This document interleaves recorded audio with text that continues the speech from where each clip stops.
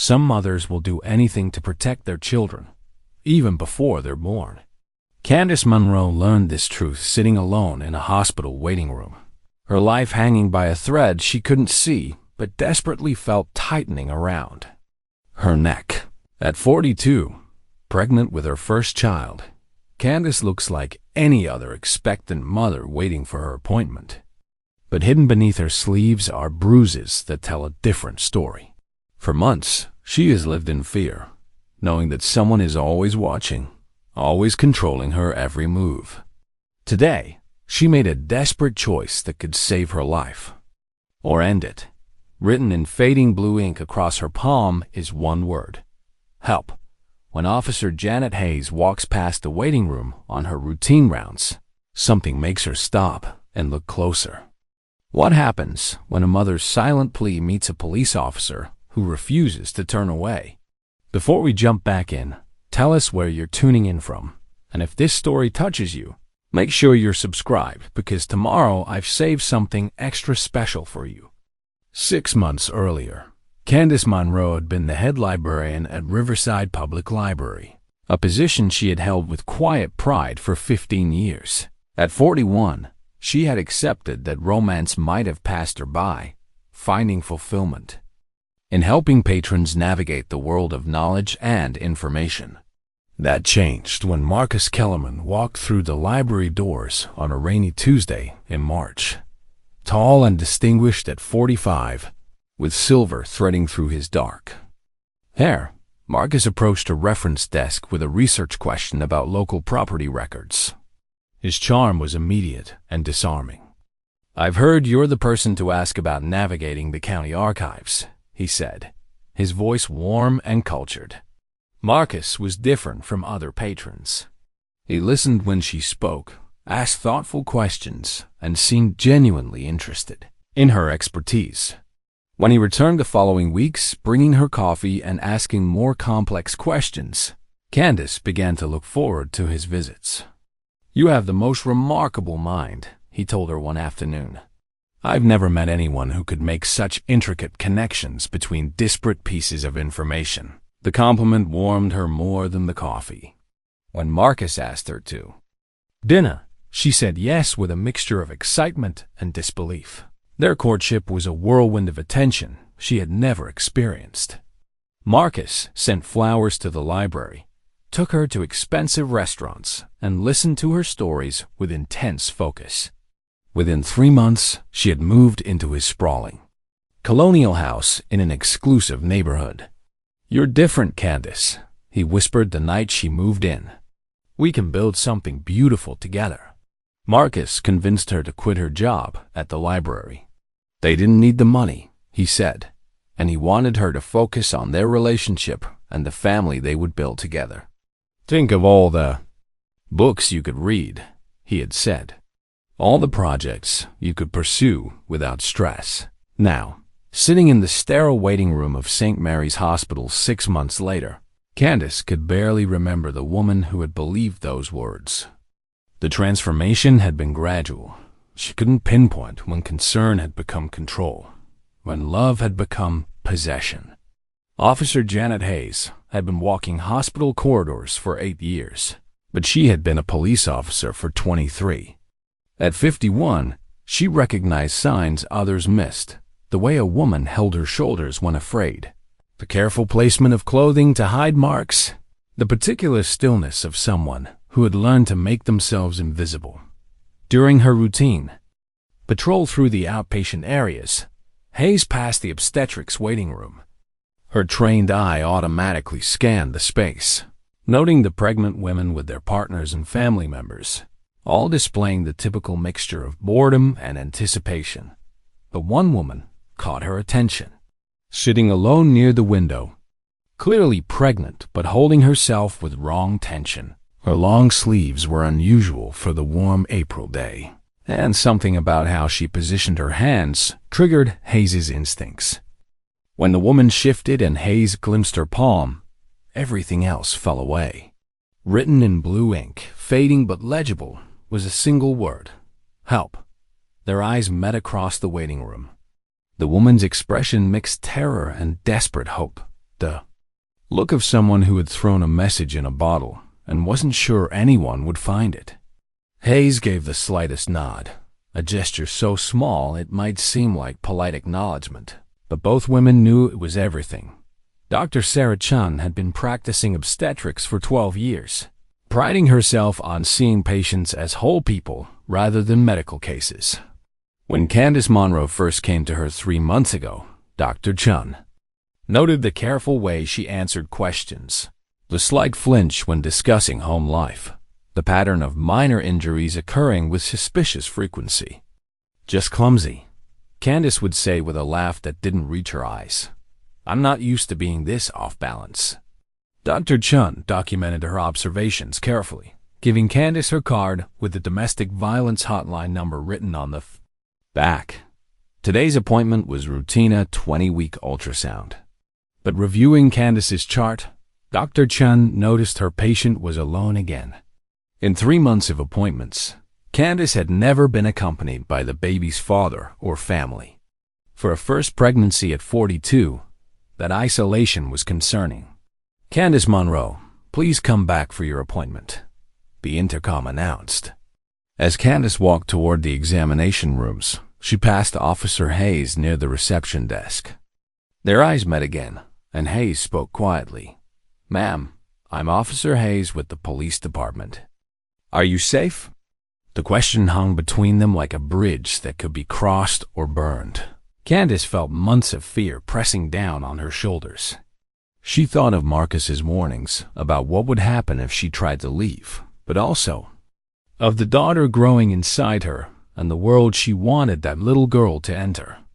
"No," she whispered back, the word barely audible but carrying absolute truth. "I'm not safe." The admission felt like stepping off a cliff, but for the first time in months, Candice didn't feel like she was falling alone. The automatic doors of St. Mary's Hospital slid open, and Marcus Kellerman strode through with the confidence of a man who owned whatever space he entered. At 45, he carried himself like someone accustomed to deference, his expensive suit perfectly tailored, his stride purposeful and controlled. Officer Hayes, positioned near the information desk, watched him approach with trained observation. Something about the man's demeanor triggered her professional instincts. The way he scanned the waiting room with quick, assessing glances, that barely contained tension despite his outward calm. Marcus checked his watch with irritation. He had told Candice he would arrive at exactly 2:30, 15 minutes into her appointment time. This timing was deliberate. It gave him plausible deniability while ensuring he could monitor any conversations she might have with medical staff. "Excuse me," he said to the receptionist, his voice carrying polite authority. "I'm here for Candice Monroe. She should be in with Dr. Chun right now. And you are?" "Marcus Kellerman.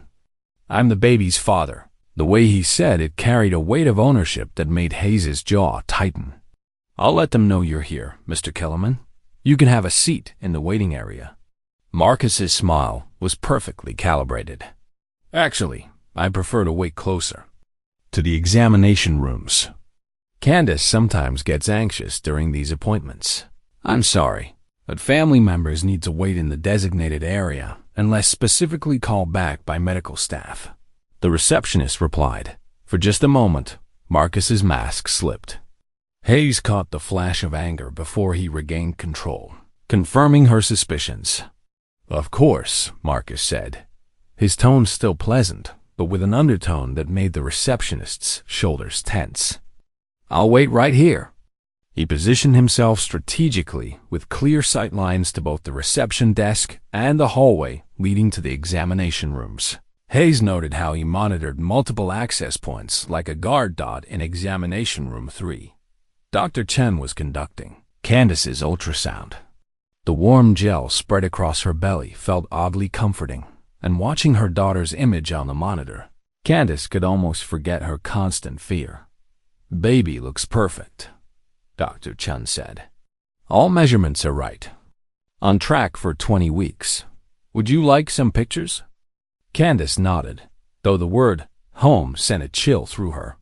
Home had become a place of careful choreography, where every movement was calculated to avoid triggering Marcus's anger. "Candice, I need to ask you something," Dr. Chun said seriously. "Are you experiencing any stress or anxiety that might be affecting your pregnancy?"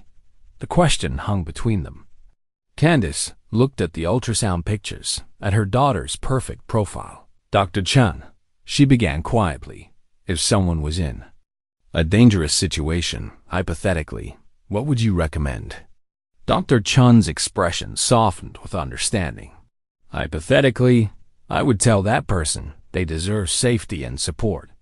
That there are people trained to help, and being danger isn't their fault. But what if leaving felt more dangerous than staying? What if there was a baby to consider? Then I would tell them that children need safe parents more than anything else, and domestic violence tends to escalate during pregnancy." Dr. Chun's voice was gentle but firm. "Candice, whatever's happening, you don't have to face it alone." Before Candice could respond, there was a sharp knock. Marcus's voice carried through the door. "Candice, is everything all right? You've been in quite a while." Both women froze. Dr. Chun looked at Candice with concern. Partners weren't typically allowed to interrupt examinations uninvited. "We're just finishing up," Dr. Chun called. Back to Candice, she whispered, "Is he supposed to be back here?" Candice's face had gone pale. "He doesn't like to be away from me for long periods. He worries about the baby." The explanation sounded rehearsed. Dr. Chun quickly scribbled something on a prescription pad and palmed it as she helped Candice clean off the gel. "I'm giving you some prenatal vitamins," she said loudly enough for Marcus to hear. As she handed Candice the bottle, she pressed the folded paper into her hand. "Take one every day, and call me if you have any unusual symptoms." Candice understood and slipped the paper into her purse without looking. Her hand shook as she prepared to face Marcus. Dr. Chun opened the door to find Marcus standing directly outside, closer than appropriate for someone simply waiting. His smile was immediate and charming. "How did everything go, sweetheart? Is our little girl doing well?" The possessive language made Dr. Chun's skin crawl. "The baby is developing normally. Candice has some printed ultrasound images to show you." Marcus stepped into the room without invitation, immediately placing his hand on Candice's shoulder in a gesture that looked protective but felt controlling. "You look tired, honey. These appointments always drain you."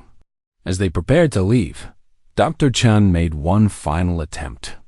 "Candice, I'd like to see you back in 2 weeks instead of 4. With advanced maternal age pregnancies, I prefer to monitor more closely." Marcus's grip on Candice's shoulder tightened almost imperceptibly. "Is there something we should be concerned about, doctor?" "Just routine precautions," Dr. Chun replied smoothly as they walked toward reception. Hayes positioned herself to observe their interaction. She watched Marcus guide Candice with subtle pressure, maintaining constant physical contact. To most observers, it would appear affectionate. To Hayes, it looked like control. At the reception desk, Marcus took charge of scheduling the follow-up appointment, speaking for Candice even when questions were directed at her. 2 weeks from today at the same time, Marcus said. Candice prefers consistency. "Actually, Mr. Kellerman, I need to ask Mrs. Monroe about her availability," the receptionist replied. "It's Miss Monroe," Marcus corrected, his tone sharpening. "And I handle her calendar." Hayes watched Candice during this exchange. She stood silently, her expression carefully neutral, but Hayes could see the tension in her posture as they prepared to leave. Hayes intercepted their path near the main doors.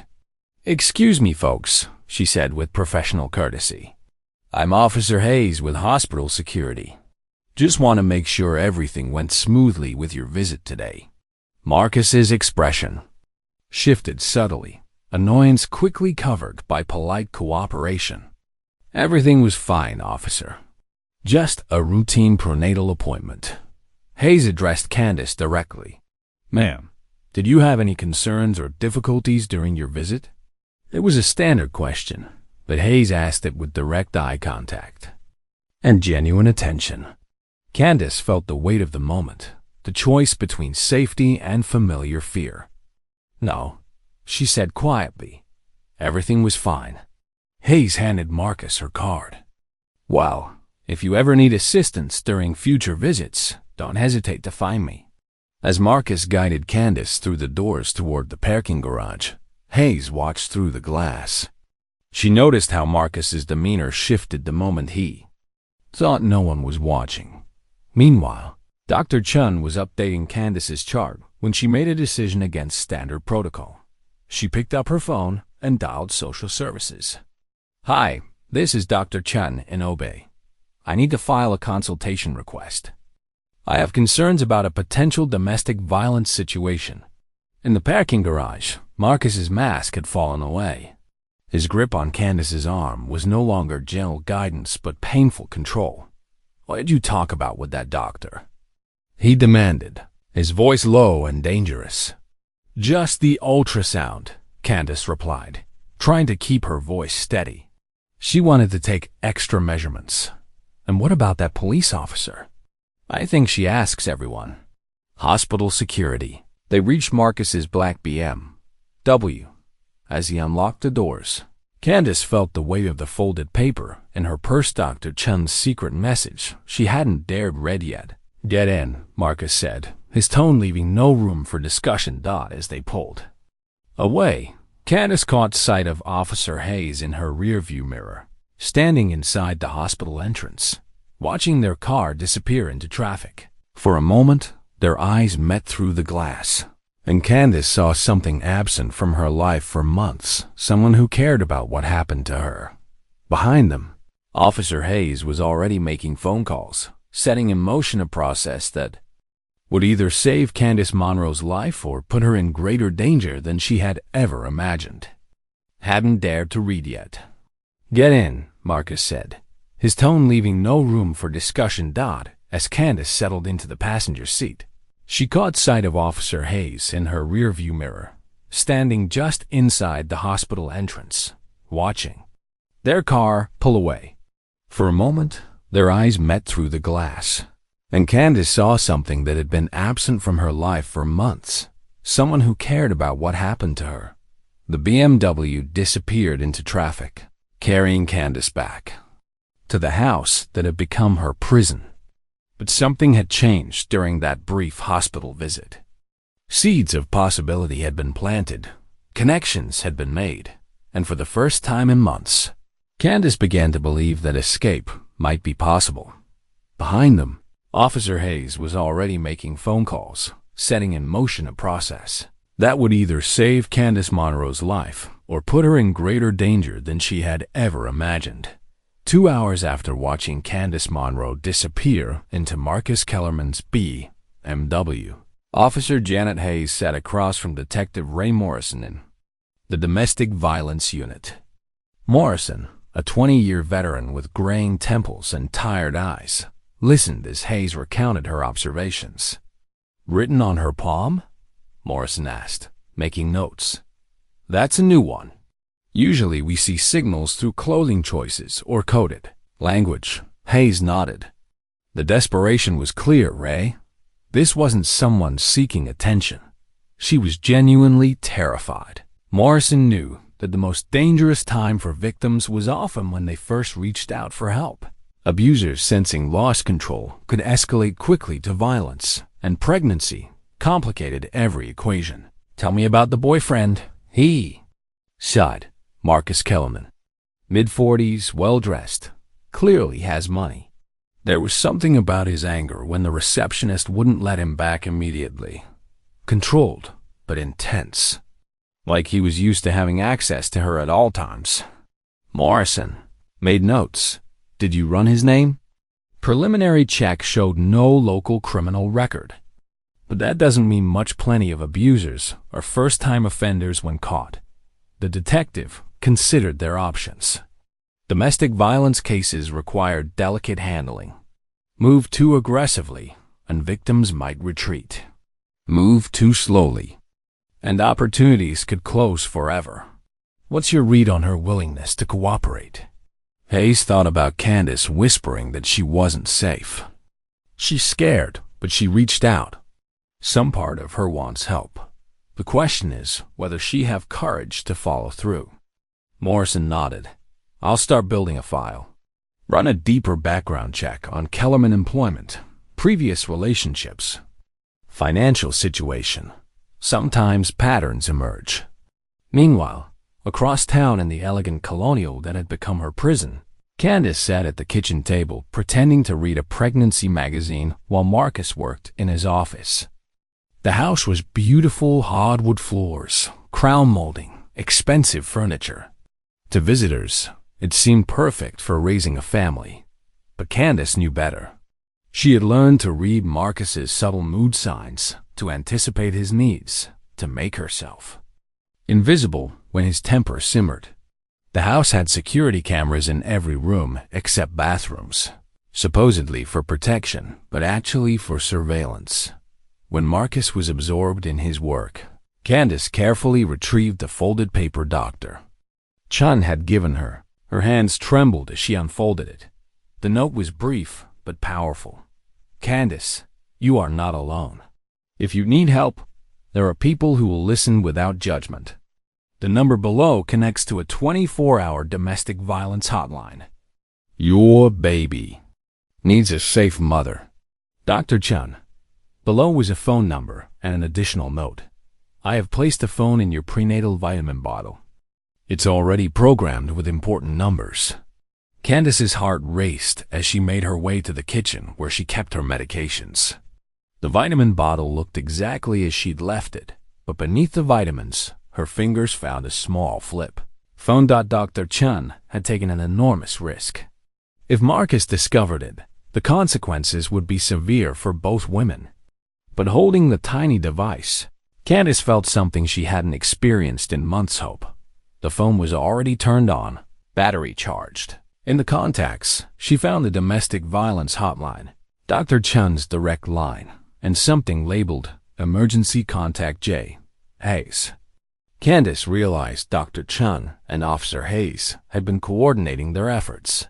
She quickly powered off the phone and hid it back under the vitamins, her mind racing with possibilities and fears. Having a connection to the outside world felt both liberating and terrifying. From his office came the sound of Marcus ending a call, followed by footsteps toward the kitchen. Candice quickly arranged herself at the table with the magazine, forcing her breathing to slow. How are you feeling, sweetheart? Marcus asked, his tone warm and caring. To an outsider, it would sound like genuine concern. To Candice, it felt like surveillance disguised as affection. A little tired, she replied, always a safe answer. Marcus liked to feel needed. He moved behind her chair and began massaging her shoulders, his touch firm and possessive. You've had a long day. Why don't you rest while I make dinner? The suggestion sounded caring, but Candice recognized it for what it was, a directive. Marcus's version of caring always came with implicit control. That sounds wonderful, she said, leaning into his touch despite every instinct telling her to pull away. As Marcus prepared dinner with practiced efficiency, Candice found herself studying him with new eyes. For months, she had been so focused on avoiding his anger that she had stopped questioning his behavior. But her brief interactions with Dr. Chun and Officer Hayes reminded her what normal concern looked like. Marcus's care was performative and controlling. He monitored her food intake because control over eating was control over her body. He insisted on driving her everywhere because isolation was manipulation. He spoke for her in social situations because her independent voice threatened his authority. 20 miles away, Detective Morrison was discovering that Marcus Kellerman was more complex than a simple background check revealed. On paper, he was successful and respectable property development company owner, Chamber of Commerce member, local charity contributor, but deeper investigation revealed troubling patterns. Janet, take a look at this, Morrison called to Hayes. Kellerman's been involved in 3 serious relationships over the past decade. I'm tracking down contact information for the previous partners. Hayes looked over his shoulder at the computer screen. What kind of patterns? Each relationship lasted about 18 months. In 2 cases, the women filed for restraining orders that were later withdrawn. In the 3rd case, the woman moved out of state suddenly, leaving behind a job and apparently most of her possessions. The pattern was disturbingly familiar. Abusers often moved from relationship to relationship, refining their techniques and escalating control with each victim. The fact that restraining orders had been filed then withdrawn suggested Marcus was skilled at manipulating the legal system or intimidating victims into silence. I'm going to try to contact the previous girlfriends, Morrison said. Sometimes women who couldn't find courage to testify before are willing to speak up when they know someone else is in danger. Back at the house, Marcus had finished dinner grilled. Chicken, steamed vegetables, and brown rice, calculated to provide optimal nutrition while demonstrating his attentiveness. As they ate, he dominated conversation with workday stories, barely pausing for her responses. I closed the Henderson property deal today, he said. The commission will be substantial. We'll be able to afford that private school we discussed for our daughter. Candice nodded appropriately, but privately wondered when they had discussed private schools. Marcus often spoke as if decisions had been made collaboratively when he had simply announced his preferences. I've also been thinking about the birth plan, Marcus continued. I want to interview several doulas. Make sure we have someone who understands our particular needs. Again, Candice wondered what particular needs meant and why. Marcus assumed he would make decisions about her labor and delivery as dinner concluded. Marcus began discussing his evening plans, reviewing contracts, making important calls, possibly working late. The message was clear. She should entertain herself quietly. I think I'll take a bath and go to bed early, Candice said. Excellent idea. Make sure you use the lavender bath salts. They'll help you relax. Even her self-care was prescribed and monitored. As Candice climbed the stairs, she felt the weight of the hidden phone like a secret talisman. Tonight, when Marcus was safely absorbed in work, she would make her first call to the domestic violence hotline at 11:47 p.m., when the house had been silent for over an hour and Marcus's office light had finally been turned off. Candice quietly retrieved the hidden phone from beneath her prenatal vitamins. Her hand shook as she powered it on, the small screen casting an eerie blue glow in the darkness of the bathroom where she had locked herself. The domestic violence hotline number was already programmed. As she pressed call, Candice's heart hammered. So loudly she was certain Marcus would hear it through the walls. The phone rang twice before a gentle voice answered. National Domestic Violence Hotline. This is Maria. You're safe to talk to me. How can I help you tonight? The kindness in the stranger's voice nearly broke Candice's carefully maintained composure. For months, she had heard only Marcus's voice. His version of reality echoed back until she had begun to doubt her own perceptions. I don't know if I should be calling, Candice whispered. I'm not sure if what's happening to me counts as. Whatever is happening to you, your feelings are valid, Maria said softly. Take your time. I'm here to listen, not to judge. Over the next 20 minutes, speaking in hushed tones while monitoring every sound in the house, Candice found herself telling a stranger things she had never voiced aloud. She described the gradual isolation from friends and family, the constant monitoring of her activities, the way Marcus controlled everything from her food to her clothing to her medical appointments. He's never hit me, Candice said, as if she needed to justify her fear. He says everything he does is for my protection, for the baby's safety. Abuse doesn't always leave physical marks, Maria explained. What you're describing, the isolation, the control, the monitoring, these are forms of emotional and psychological abuse. They're just as real and just as damaging as physical violence. The validation felt like oxygen to someone who had been slowly suffocating. For months, Marcus had convinced her that his behavior was normal, that her discomfort was a character flaw. "I'm scared about what will happen when the baby comes," Candice admitted. "He's already talking about how he wants to handle everything, the delivery, the childcare, even choosing the baby's name. I feel like I'm disappearing. It sounds like you're recognizing that your current situation isn't healthy for you or your baby," Maria said carefully. "Have you thought about what changes you might want to make?" Candice had thought about leaving, had fantasized about it during the long hours when Marcus was at work. But the practical realities seemed overwhelming. "I don't have anywhere to go," she said. "I don't have a job anymore, and most of my friends have stopped calling. My family lives across the country, and Marcus manages all our finances." These were common barriers Maria had heard countless times. Those obstacles feel enormous right now, but they're not insurmountable. There are organizations that help women in situations like your safe housing, financial assistance, legal advocacy, job training programs. As Maria spoke, describing resources and possibilities that Candice hadn't known existed, something began to shift in her thinking.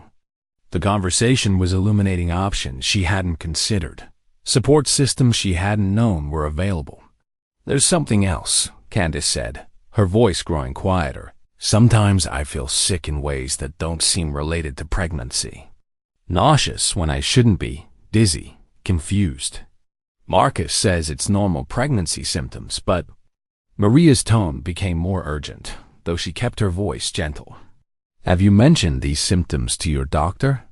"Marcus comes to all my appointments. It's hard to speak privately with Dr. Chun." "Candice, what you're describing could be signs that someone is tampering with your food or medications. This is a very serious safety concern."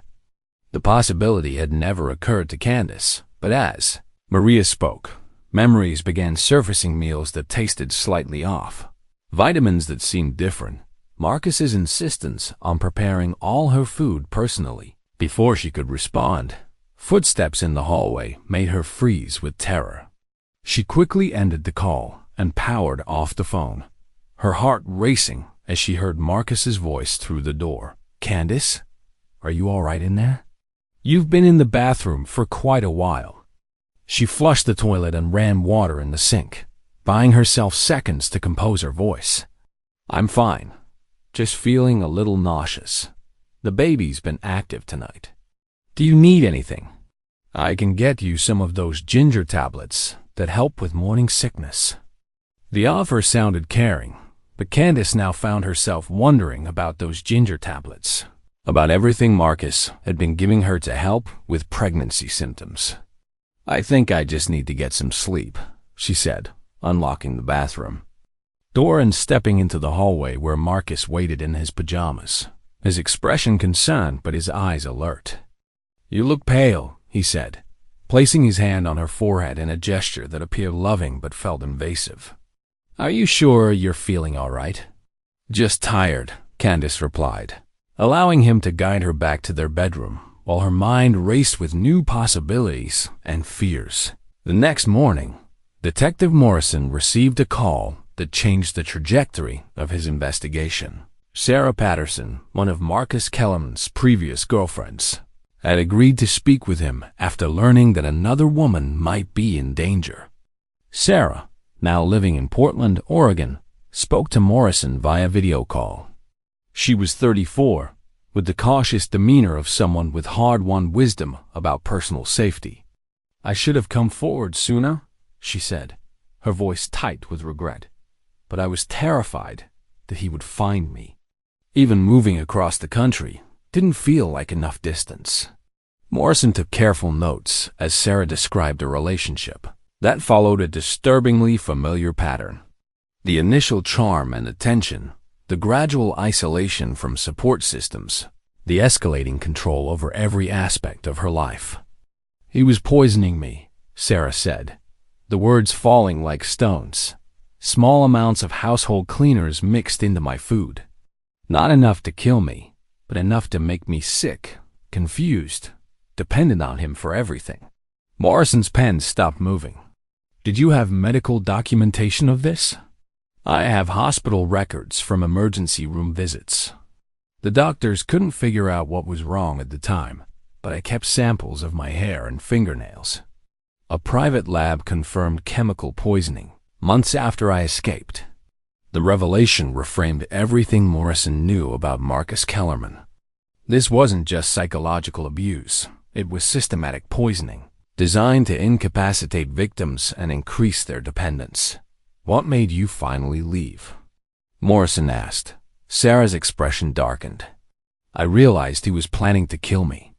I found research on his computer about pregnancy complications, miscarriages, how certain chemicals could cause fetal death.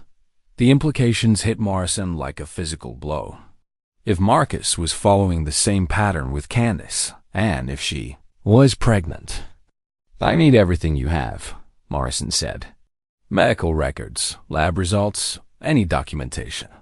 We may be able to stop him before he escalates. Meanwhile, Dr. Chun was conducting her morning rounds when she received an urgent call from the domestic violence hotline. A counselor named Maria was requesting immediate consultation about a patient who might be experiencing chemical poisoning. The caller described symptoms that could indicate systematic drugging, Maria explained. Nausea unrelated to pregnancy timing, dizziness, confusion, and a controlling partner who manages all food and medication. Dr. Chun felt her blood run cold. She had seen these symptoms in Candice Monroe, but had attributed them to pregnancy stress and emotional abuse. The possibility of intentional poisoning had never crossed her mind. I need to see her immediately, Dr. Chun said. Can you help me establish communication? At the house, Candice was experiencing her worst day of symptoms. Yet, waves of nausea hit her despite eating very little, and her vision seemed blurry. Marcus, noting her discomfort, had been particularly attentive, bringing her special teas and broths.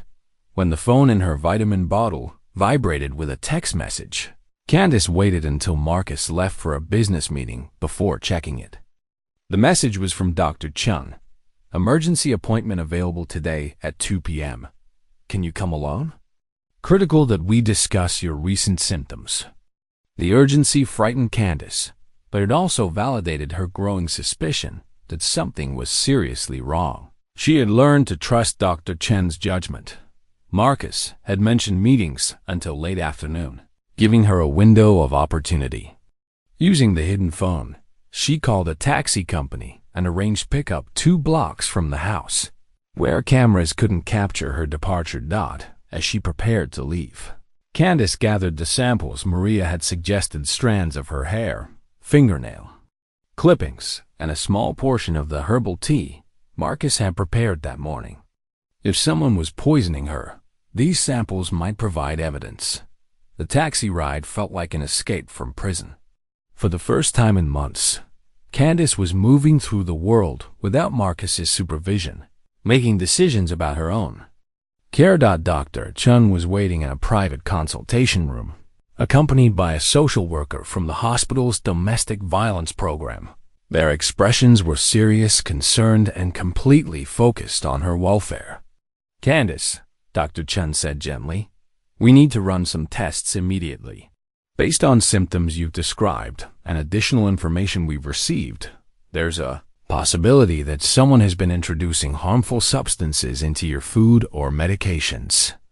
The words hung in the air like an accusation and revelation. Candice thought of all the meals Marcus had prepared with such care, all the supplements he had insisted were necessary, all the time she had felt grateful for his attention. If that's true, she said quietly, then he's been hurting our baby too. It was the moment when fear transformed into fury, when victimhood crystallized into determination. Marcus had convinced her to endure his control for her own sake, but threatening her unborn child was unforgivable. Dr. Chun drew blood samples and collected the evidence Candice had brought, explaining they would rush the lab work and have results within hours. As they waited, The social worker discussed safety planning, where Candice could go if she decided to leave. How to document abuse, what legal protections might be available. The test results, when they came back, confirmed their worst fears. Candice's blood showed elevated levels of chemicals commonly found in household cleaners, administered in doses calculated to cause illness without immediate death. "What do I do now?" she asked, her voice stronger than it had been in months. "Now?" said Officer Hayes, who had arrived as soon as Dr. Chun called. "We get you somewhere safe, and we make sure Marcus Kellerman never has the opportunity to hurt you or anyone else again. Baby's been active tonight. Do you need anything? I can get you some of those ginger tablets that help with morning sickness." The offer sounded caring, but Candice now found herself wondering about those ginger tablets, about everything Marcus had been giving her to help with pregnancy symptoms. "I think I just need to get some sleep," she said, unlocking the bathroom door and stepping into the hallway where Marcus waited in his pajamas, his expression concerned but his eyes alert and calculating. "You look pale," he said, placing his hand on her forehead in a gesture that appeared loving but felt invasive. "Are you sure you're feeling all right?" "Just tired," Candice replied, allowing him to guide her back to their bedroom while her mind raced with new possibilities and fears. The next morning, Detective Morrison received a call that changed the trajectory of his investigation. Sarah Patterson, one of Marcus Kellerman's previous girlfriends, had agreed to speak with him after learning that another woman might be in danger. Sarah, now living in Portland, Oregon, spoke to Morrison via video call from her apartment across the country. She was 34, with the kind of cautious demeanor that suggested hard-won wisdom about personal safety. "I should have come forward sooner," she said, her voice tight with regret, "but I was terrified that he would find me. Even moving across the country didn't feel like enough distance." Morrison took careful notes as Sarah described a relationship that followed a disturbingly familiar pattern. The initial charm and attention, the gradual isolation from support systems, the escalating control over every aspect of her life. "He was poisoning me," Sarah said, the words falling like stones into the silence of the video call. "Small amounts of household cleaners mixed into my food. Not enough to kill me, but enough to make me sick, confused, dependent on him for everything." Morrison's pen stopped moving. "Did you have medical documentation of this?" "I have hospital records from the emergency room visits. The doctors couldn't figure out what was wrong with me at the time, but I kept samples of my hair and fingernails. A private lab confirmed chemical poisoning months after I escaped." The revelation reframed everything Morrison knew about Marcus Kellerman. This wasn't just psychological abuse. It was systematic poisoning designed to incapacitate his victims and increase their dependence on him. "What made you finally leave?" Morrison asked. Sarah's expression darkened. "I realized he was planning to kill me. I found research on his computer about pregnancy complications, miscarriages, how certain chemicals could cause fetal death. He was getting ready to move to the next phase." The implications hit Morrison like a physical blow. If Marcus was following the same pattern with Candice, and if she was pregnant— "I need everything you have," Morrison said. "Medical records, lab results, any documentation of his behavior. We may be able to stop him before he escalates with his current victim." Meanwhile, Dr. Chun was conducting her morning rounds when she received an urgent call from the domestic violence hotline. A counselor named Maria was requesting immediate consultation about a patient who might be experiencing chemical poisoning. The caller described symptoms that could indicate systematic drugging, Maria explained. Nausea unrelated to pregnancy timing, dizziness, confusion, and a controlling partner who manages all food and medication. Dr. Chun felt her blood run cold.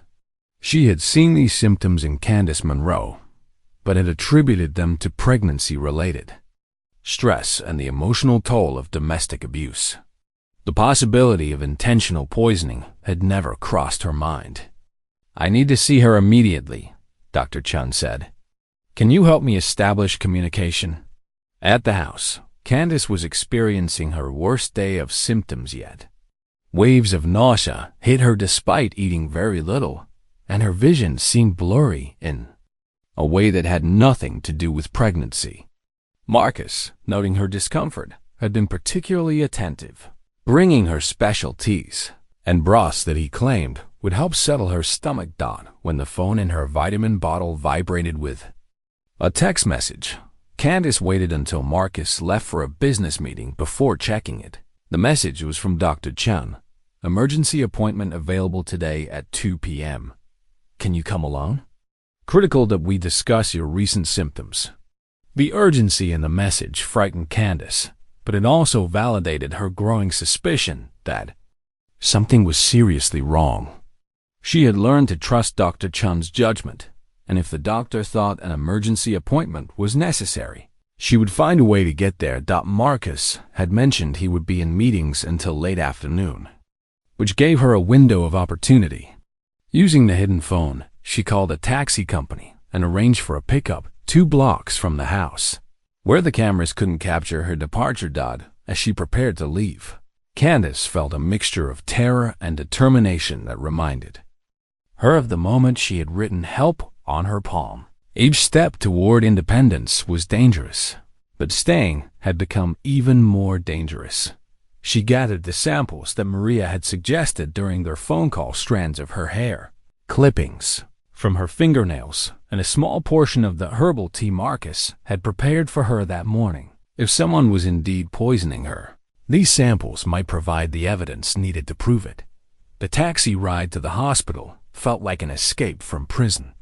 For the first time in months, Candice was moving through the world without Marcus's supervision, making decisions about her own care, choosing her own destination. The freedom was intoxicating and terrifying in equal measure. Dr. Chun was waiting for her in a private consultation room, accompanied by a woman Candice didn't recognize, a social worker from the hospital's domestic violence program. Their expressions were serious, concerned, and completely focused on her welfare in a way that made Candice realize how long it had been since anyone had prioritized her needs above Marcus's preferences. "Candice," Dr. Chun said gently, "we need to run some tests. Immediately.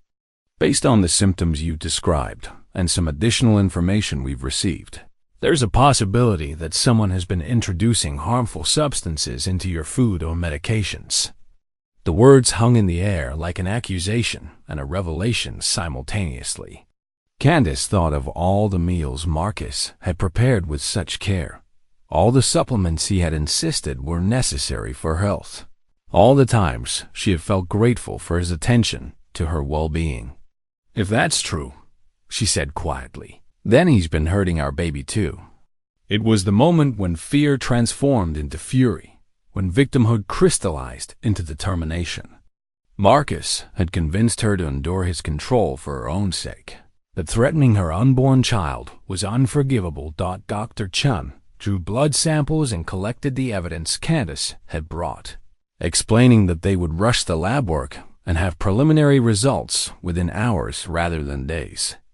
As they waited, the social worker began discussing safety planning, where Candice could go if she decided to leave, how to document abuse, what legal protections might be available. For the first time since her relationship with Marcus began, Candice allowed herself to envision a different future, one where she and her daughter were safe, where her choices were her own, where love didn't require surrender of autonomy. The test results, when they came back 3 hours later, confirmed their worst fears. Candice's blood showed elevated levels of chemicals commonly found in household cleaners, administered in doses calculated to cause illness without immediate death.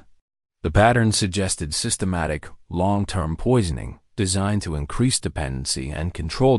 As Dr. Chun explained the results, Candice felt something shift, fundamentally, in her understanding of her relationship with Marcus. What she had interpreted as care had been deliberate harm. What she had seen as protection had been systematic abuse. What she had accepted as love had been a slow-motion attempt at murder. "What do I do now?" she asked, her voice stronger than it had been in months.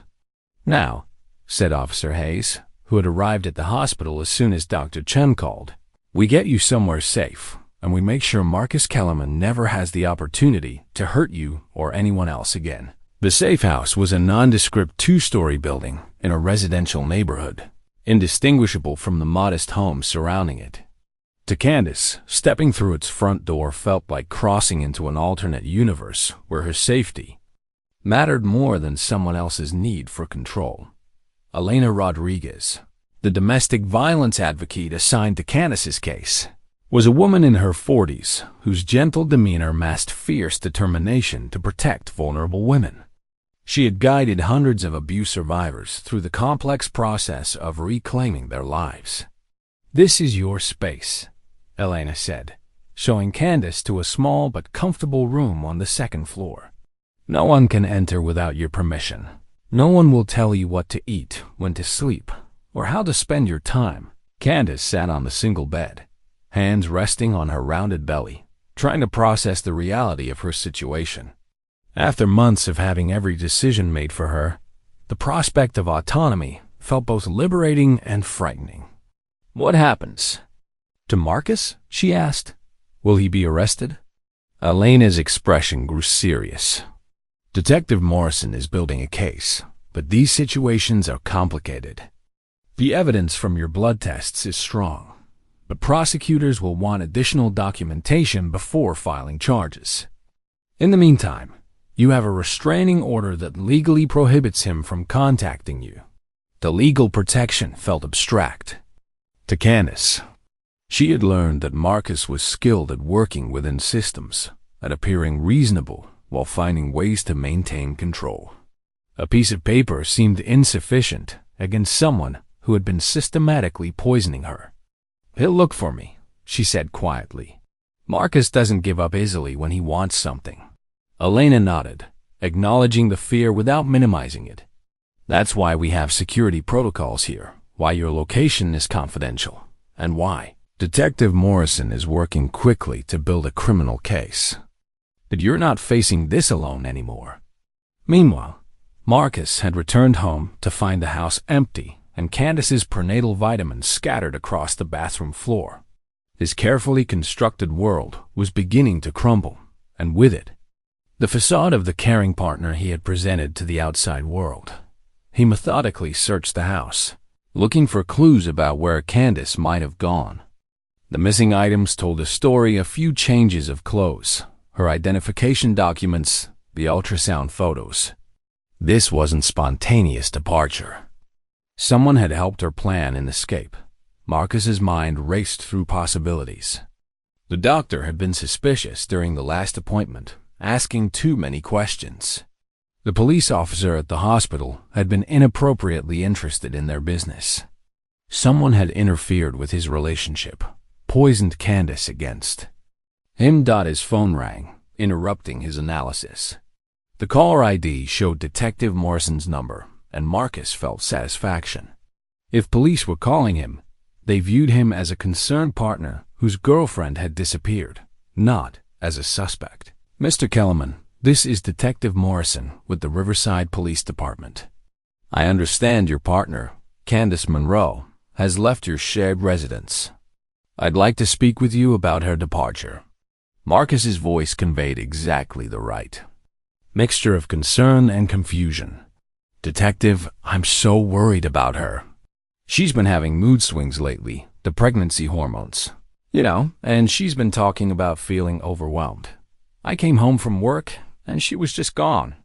"When did you last see Ms. Monroe?" "This morning before I left for a business meeting. She seemed tired, said she was planning to rest during the day. I brought her some herbal tea to help with her nausea." The detail was carefully chosen to demonstrate his attentiveness while providing innocent explanation for substances in her system. Detective Morrison made notes, his tone remaining neutral. Has Ms. Monroe expressed any concerns about your relationship or indicated that she felt unsafe? Unsafe? Marcus injected genuine surprise into his voice. Detective, I would never hurt Candice or our baby. I've been taking care of her throughout this pregnancy, driving her to appointments, monitoring her nutrition, making sure she gets enough rest. I'm concerned that someone might have convinced her that my care was somehow inappropriate. The response was calculated to plant seeds of doubt about Candice's mental state while positioning Marcus as the reasonable, stable partner. It was a performance honed through years of manipulating authority figures. I'd like you to come to the station for a formal interview, Morrison said. Marcus agreed readily, understanding that cooperation would strengthen his position as the concerned partner rather than arousing suspicion. At the safe house, Dr. Chun arrived for a follow-up examination to monitor both Candice's health and the baby's development. The systematic poisoning had potentially affected fetal growth, and they needed to establish a baseline for recovery. The good news is that your body is already beginning to clear the chemicals, Dr. Chun explained as she reviewed the latest blood test results. Your liver and kidneys are functioning normally, which means they've been able to process and eliminate most of the toxins. Candice felt relief wash over her. What about the baby? Will there be lasting effects? We'll monitor closely, but at 20 weeks, most critical organ development is complete. The levels in your system were calculated to harm you without immediately threatening the pregnancy, which suggests a level of planning that's extremely disturbing. The clinical description of Marcus's calculated cruelty hit Candice like a physical blow. She had spent months interpreting his behavior through the lens of care and protection, never imagining that his attention to her health was actually a methodical attempt to undermine it. Elena, observing the medical examination, recognized the emotional impact of this revelation. It's normal to feel confused and angry when you realize the extent of the manipulation, she said gently. Many survivors go through a period of questioning their own perceptions. I feel so stupid, Candice said, tears beginning to flow. I thought he loved me. I thought he was taking care of me. You're not stupid, Dr. Chun said firmly. You're the victim of sophisticated psychological manipulation by someone who used your trust against you. The fact that you recognized something was wrong and sought help shows incredible strength. As they spoke, Candice's phone buzzed with a text message. The number was unfamiliar, but the content made her blood run cold. Candice, I know you're scared and confused, but you need to come home. Whatever people have told you about me isn't true. Our baby needs both parents. Marcus. Elena immediately contacted Detective Morrison to report the contact, which violated the restraining order issued that morning. The message demonstrated both Marcus's ability to obtain Candice's phone number and his willingness to disregard legal boundaries. This is actually helpful evidence, Morrison explained during a conference call. It shows a pattern of continued control and manipulation, even after legal boundaries have been established. But for Candice, the message was terrifying confirmation that Marcus's reach extended beyond physical proximity. He had found a way to contact her within hours of her escape. How did he get this number? She asked, her voice shaking. Morrison's expression was grim. We'll investigate, but there are several possibilities. He could have accessed your medical records, hacked into the phone system, or pressured someone with access to the information. The realization that Marcus had capabilities beyond what they had initially understood cast a shadow over Candice's newfound sense of safety.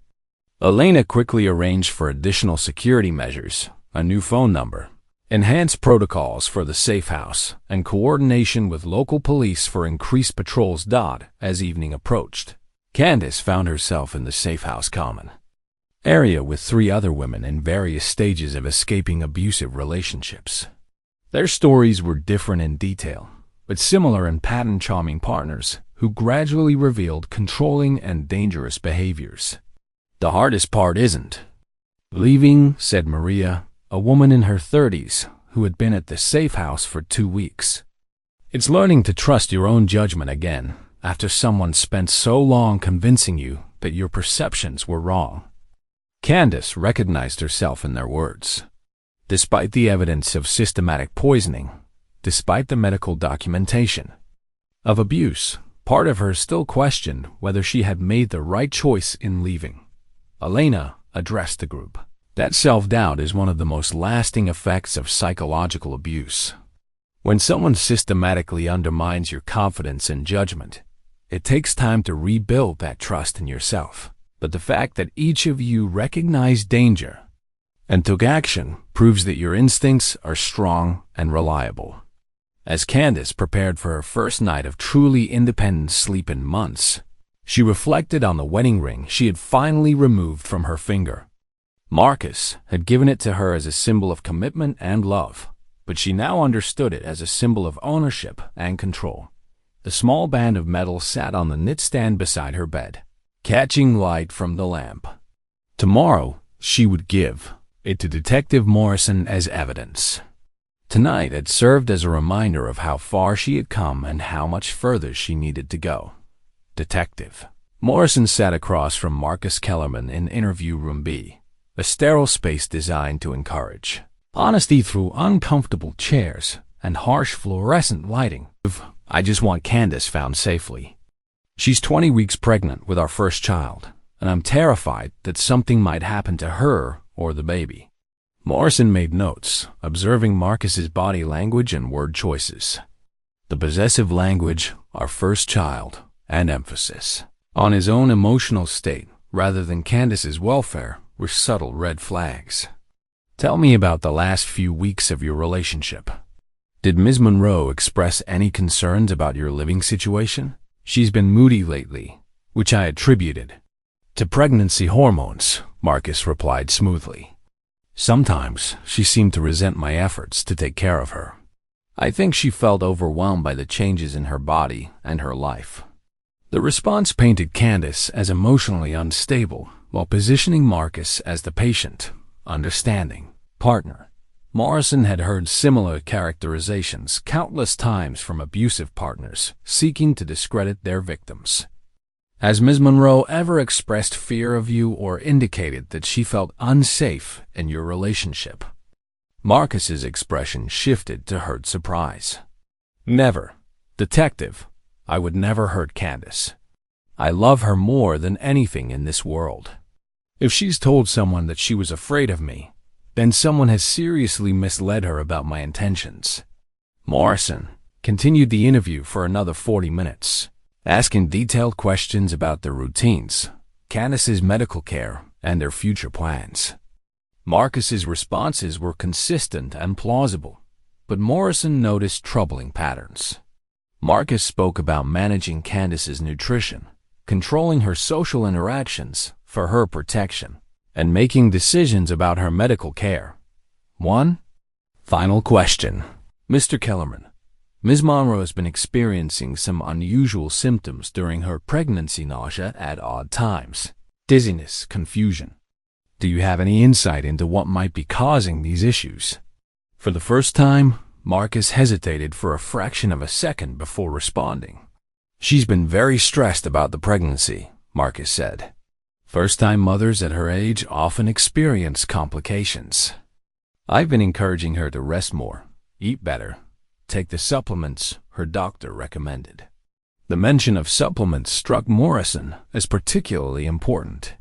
Sarah Patterson had specifically mentioned vitamins and herbal remedies as vehicles for the chemicals Marcus had used to poison her daughter. As Marcus left the police station, he felt confident the interview had gone well. He had established himself as the reasonable, concerned partner while planting seeds of doubt about Candice's mental stability. What Marcus didn't know was that Detective Morrison had been recording the interview, and several of his statements would later prove inconsistent with documented facts. At the safe house, Candice was experiencing her first full day of freedom in months. The absence of Marcus's constant monitoring felt surreal. She could eat when hungry, rest when tired, and move through space without calculating the impact on someone else's mood. Elena had arranged for Candice to speak with Dr. Rebecca Torres, a trauma counselor specializing in domestic violence. Dr. Torres had worked with abuse survivors for over 15 years and understood the complex psychological aftermath of systematic manipulation. Many survivors struggle with what we call learned helplessness. Dr. Torres explained during their first session. When someone systematically undermines your ability to make decisions and controls your environment, you can begin to doubt your own competence and judgment. Candice nodded, recognizing the description. I used to be so independent. I managed a library, made financial decisions, had opinions about everything. With Marcus, I gradually stopped trusting myself to know what was right. That's a normal response to psychological manipulation. The fact that you recognized the danger and sought help demonstrates that your core strength and judgment remained intact, even when they were being suppressed. Meanwhile, Officer Hayes was coordinating with hospital security to review surveillance footage from the days surrounding Candice's disappearance. The footage revealed disturbing patterns. Marcus had made several unauthorized visits to the hospital over the past month, arriving at times when Candice didn't have scheduled appointments. He was conducting surveillance, Hayes explained to Morrison during their evening briefing. This wasn't just accompanying his girlfriend to medical appointments. He was gathering information, possibly looking for vulnerabilities in hospital security. The surveillance footage also showed Marcus's behavior during Candice's actual appointments. He consistently positioned himself to control her movements, guided her conversations with medical staff, and maintained physical contact that appeared protective, but served to monitor and restrict her interactions. The deeper investigation revealed that Marcus Kellerman's pattern of abuse was more extensive than they had initially realized. Property records showed that he had lived with 5 different women over the past decade, and in each case, the woman had left suddenly, often abandoning personal belongings and local employment. More disturbing was the discovery that 2 of his former partners had died in what were ruled accidental circumstances. One had suffered a fatal fall downstairs. Another had died from complications during pregnancy that were attributed to pre-existing health conditions. We need to request exhumation orders for those deaths, Morrison told the district attorney during an emergency meeting. If Marcus has been systematically poisoning his partners, there might be evidence in the remains that was missed during the original investigations. District Attorney Patricia Williams was a seasoned prosecutor who had handled numerous domestic violence cases. She understood the challenges of building cases against abusers who were skilled at manipulating systems and appearing respectable to authority figures. The evidence we have now is strong enough for attempted murder charges, she said, reviewing Morrison's file. The systematic poisoning, the pattern with previous partners, the violation of the restraining order, we can move forward with an arrest warrant. At the safe house, Candice was preparing for her sister Elena's arrival from California. They hadn't spoken in over 6 months. Marcus had gradually convinced Candice that her family disapproved of their relationship, and that contact with them caused unnecessary stress during the pregnancy. When Elena Monroe walked through the door, the reunion was emotional and complex. Candice felt overwhelming relief at seeing a familiar face from her pre-Marcus life, but also shame about how completely she had allowed herself to be isolated. I should have fought harder to stay in touch, Elena said, embracing her sister carefully. When you stopped returning my calls, I knew something was wrong, but I didn't know how to help.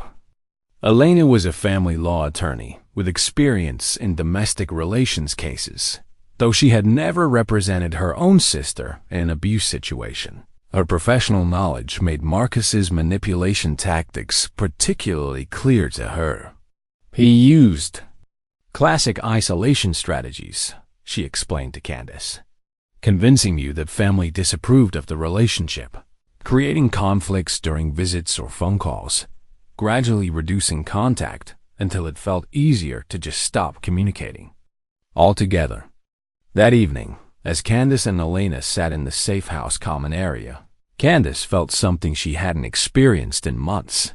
The comfort of unconditional support from someone who knew her history and valued her well-being above all else. Her phone buzzed with another message from Marcus. The police have been asking questions about our relationship. I think someone is trying to turn you against me. Please come home so we can work this out together. I love you and our baby. Elena read the message and immediately contacted Detective Morrison. This is witness intimidation, she said.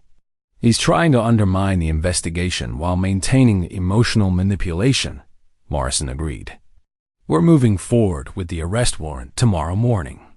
The violations of the restraining order, combined with the evidence of systematic poisoning, give us enough to take him into custody.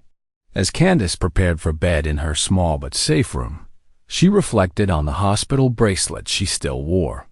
From her emergency appointment with Dr. Chun, the plastic band represented a moment when medical professionals had prioritized her safety and well-being, creating a barrier between her and someone who intended her harm. Detective Morrison's phone rang at 6:23 a.m. with news that would fundamentally change everything they thought they knew about Marcus Kellerman. The call came from Detective Linda Chun of the Portland Police Department, who had been investigating a cold case that suddenly seemed connected to their current investigation. Detective Morrison? I understand you're building a case against Marcus Kellerman for domestic violence and attempted poisoning, Detective Chun said, her voice carrying the weight of significant revelation. That's correct. What can you help us with? I think your suspect might be responsible for at least 3 murders across multiple states. We've been working a cold case involving the death of Amanda Foster, who died 18 months ago from what appeared to be pregnancy complications. The medical examiner initially ruled it natural causes, but new forensic evidence suggests systematic poisoning. Morrison felt his blood run cold. Tell me about Amanda Foster. 28 years old. Librarian, no previous health issues. She was 6 months pregnant when she died from what doctors thought was sudden organ failure. Her boyfriend at the time was Marcus Kellerman. He collected a substantial life insurance policy and moved out of state within a week of her death. The pattern was becoming horrifyingly clear. Marcus wasn't just an abuser who had escalated to poisoning. He was a predator who systematically targeted vulnerable women, controlled their lives, and then killed them for financial gain. There's more, Detective Chun continued. We found a storage unit registered under Kellerman's name, containing medical equipment, laboratory supplies, and research materials about pregnancy complications and chemical compounds. This wasn't improvised abuse. It was carefully planned. Serial murder. Morrison immediately called for an emergency meeting with the district attorney and the FBI. If Marcus was operating across state lines with multiple victims, this had become a federal case requiring resources beyond what the local police department could provide. At the safe house, Candice was having breakfast when Elena's phone rang with an urgent call from Detective Morrison. Elena stepped into a private room to take the call, and when she returned, her expression was grave. Candice, I need you to sit down. Detective Morrison has discovered some additional information about Marcus that changes everything we thought. We knew about your situation.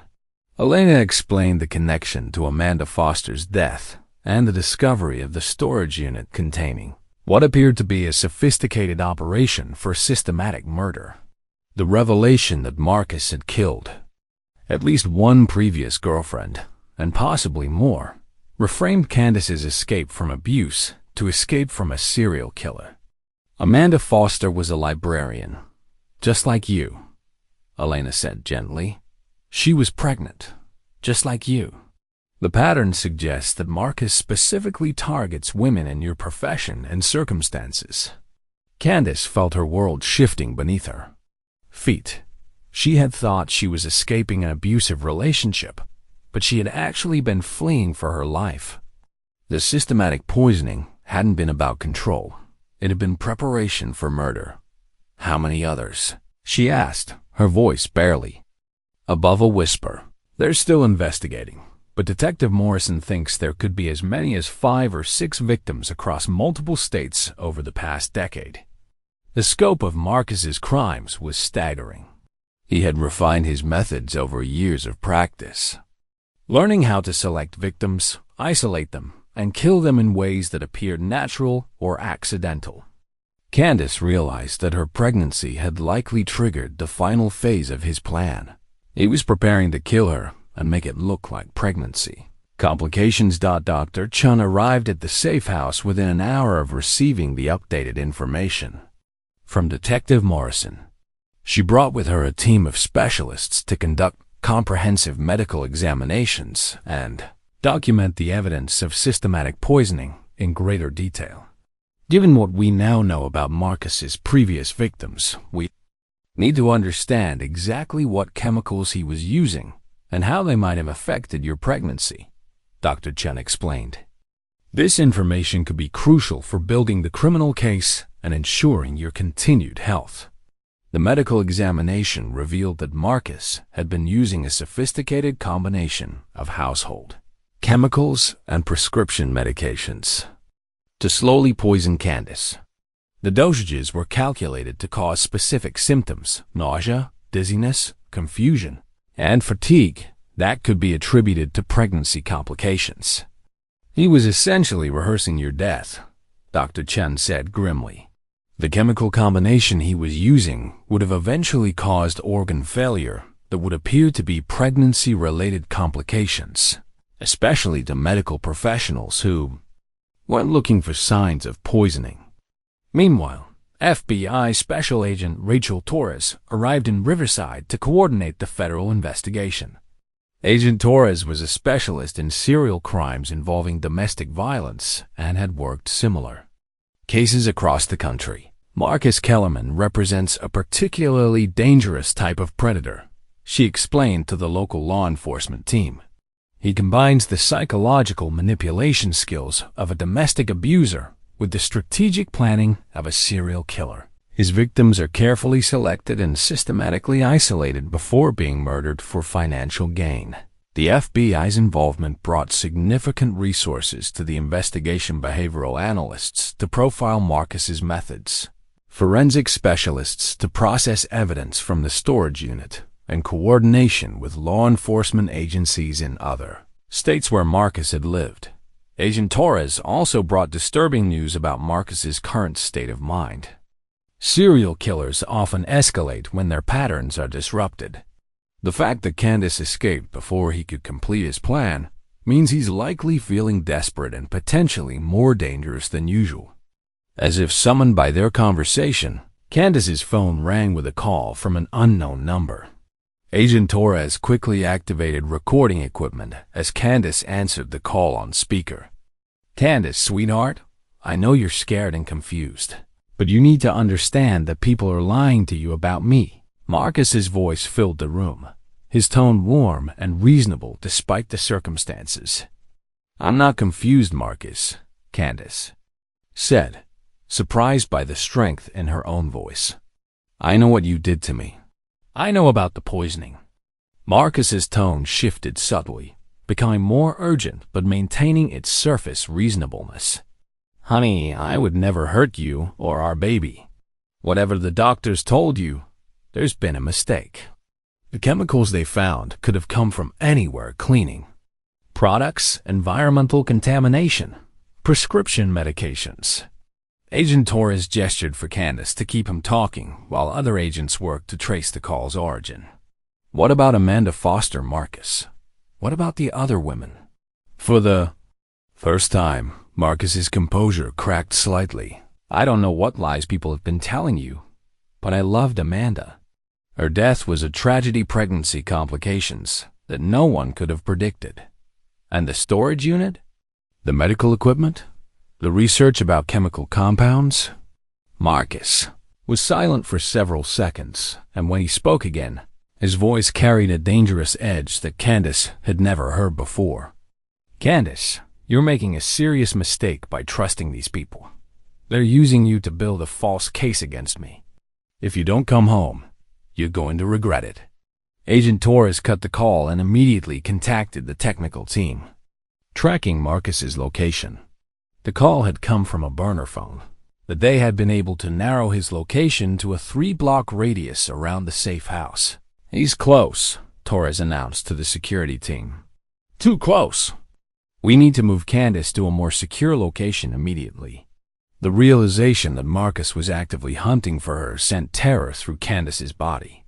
She had thought the safe house provided anonymity and protection, but Marcus had somehow tracked her to the general area and was attempting to locate her exact position. The transfer to the federal facility occurred under heavy security, with multiple vehicles and plainclothes agents ensuring that Marcus couldn't follow their route or identify their destination. As Candice watched the original safe house disappear behind them, she reflected on how completely her understanding of her situation had changed. She had entered that building thinking she was a domestic violence survivor seeking safety from an abusive partner. She was leaving it as the key witness in a federal serial murder investigation, with knowledge that could help prevent future killings. The federal safe house was a converted apartment building with sophisticated security systems and round-the-clock protection. Agent Torres explained that they would remain there until Marcus was captured and the immediate threat was neutralized. We're going to catch him, Torres assured Candice as they settled into the new location. Serial killers like Marcus make mistakes when they feel pressured, and we have resources now that he can't anticipate or counter. That evening, as Candice lay in another unfamiliar bed, she thought about Amanda Foster and the other women who hadn't escaped Marcus's carefully planned murders. Her survival meant that their deaths might finally be investigated and their families might receive answers about what had really happened to their daughters, sisters, and friends. The police report documenting Marcus's pattern of targeting and killing women sat on Agent Torres's desk, its pages heavy with evidence of systematic murder disguised as domestic tragedy. But for the first time in years, law enforcement was ahead of Marcus's plan rather than investigating its aftermath. The hunt for a serial killer had begun, and his final intended victim was now his greatest threat, leaving it as the key witness in a federal serial murder investigation, with knowledge that could help prevent future killings. The federal safe house was a converted apartment building with sophisticated security systems and round-the-clock protection. Agent Torres explained that they would remain there until Marcus was captured and the immediate threat was neutralized. We're going to catch him, Torres assured Candice as they settled into the new location. Serial killers like Marcus make mistakes when they feel pressured, and we have resources now that he can't anticipate or counter. That evening, as Candice lay in another unfamiliar bed, she thought about Amanda Foster and the other women who hadn't escaped Marcus's carefully planned murders. Her survival meant that their deaths might finally be investigated, and their families might receive answers about what had really happened to their daughters, sisters, and friends. The baby kicked strongly in her belly, reminding Candice that she was fighting not just for her own life, but for her daughter's future. Tomorrow, she would begin working with federal prosecutors to build the case that would ensure Marcus Kellerman never had the opportunity to hurt another woman. The police report documenting Marcus's pattern of targeting and killing women sat on Agent Torres's desk, its pages heavy with evidence of systematic murder disguised as domestic tragedy. But for the first time in years, law enforcement was ahead of Marcus's plan rather than investigating its aftermath. The hunt for a serial killer had begun, and his final intended victim was now his greatest threat. The federal safe house hummed with activity as dawn broke over Riverside. Agent Torres had assembled a task force combining FBI behavioral analysts, local police investigators, and federal marshals to coordinate the manhunt for Marcus Kellerman. The emergency alert system linking all area hospitals, police stations, and government buildings had been activated, with Marcus's photograph and description distributed to every law enforcement officer in a 50-mile radius. Candice sat in the secure conference room, her hands protectively cradling her belly as she reviewed photographs of Marcus's previous victims. Each woman's face told a story of trust, betrayed, and life cut short, and Candice felt the weight of being their voice for justice. Amanda Foster, librarian from Portland, died at 6 months pregnant. Agent Torres explained, pointing to the photos arranged on the table. Rebecca Martinez, schoolteacher from Phoenix, died at 7 months pregnant. Jennifer Walsh, social worker from Denver, died at 5 months pregnant. All ruled natural pregnancy complications until we started looking for patterns. Dr. Sandra Kim, the FBI's forensic pathologist, had flown in from Quantico to review the evidence. Her analysis revealed the sophisticated nature of Marcus's murder, methods, and the precision with which he had avoided detection for years. He used different chemical combinations for each victim, but the end result was always the same organ failure that appeared consistent with pregnancy complications. Dr. Kim explained, the toxicology work required to detect these specific poisons wasn't standard in pregnancy-related deaths, which is why he went undetected for so long. Elena had arrived early that morning with legal documents establishing her as Candice's attorney and advocate throughout the federal investigation. Her presence provided Candice with both legal protection and emotional support as she prepared to face the most dangerous phase of her ordeal. The behavioral profile developed by the FBI team painted a picture of a man who had spent years perfecting his ability to select, isolate, and kill vulnerable women. Marcus's choice of librarians, teachers, and social workers wasn't random. These were women who worked in helping professions, who were naturally trusting and empathetic. He's highly intelligent, socially skilled, and has significant financial resources, Agent Torres explained to the assembled team. He's also desperate now, which makes him unpredictable and extremely dangerous. Dr. Chun arrived at the safe house mid-morning to conduct another medical examination of Candice and to review her recovery progress. The systematic poisoning had affected multiple organ systems, and they needed to monitor both Candice's health and the baby's development carefully. Your body is healing remarkably well, Dr. Chun assured Candice after completing the examination. The fact that you recognized something was wrong and sought help probably saved both your life and your daughter's life. The ultrasound images showed that the baby was developing normally despite the chemical exposure. Dr. Chen explained that the timing of Candice's escape had been crucial. A few more weeks of poisoning could have caused irreversible damage to both mother and child. As they reviewed the medical results, Candice's secure phone buzzed with a text message that made everyone in the room freeze. The message was from Marcus. The federal agents can't protect you forever. I know where you are, and I'm coming for what belongs to me. Agent Torres immediately activated emergency protocols, coordinating with the tactical team positioned around the safe house and alerting all area law enforcement about the direct threat. The technical team worked to trace the message's origin while security personnel verified that all access points to the building remained secure. He's trying psychological warfare, Torres explained to Candice, though her own tension was visible. Serial killers often make grandiose threats when they feel cornered, but that doesn't mean we take them lightly. The threat prompted an immediate expansion of security around the federal facility. Additional agents were positioned throughout the building and surrounding area. Surveillance equipment was enhanced, and emergency evacuation procedures were reviewed with all personnel. Detective Morrison arrived with updates from his ongoing investigation into Marcus's business operations and financial records. The discoveries were disturbing in their scope and sophistication. He's been running what amounts to a murder-for-profit operation, Morrison explained. Each relationship follows the same pattern. He targets women with decent life insurance policies or savings, convinces them to make him the beneficiary, then systematically poisons them over several months before staging their deaths. The financial investigation revealed that Marcus had collected over $2 million in insurance payouts and inherited assets from his victims over the past decade.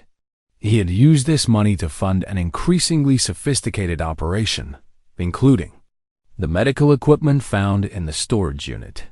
We found evidence that he was researching Candice's financial situation and had already convinced her to make changes to her life insurance policy.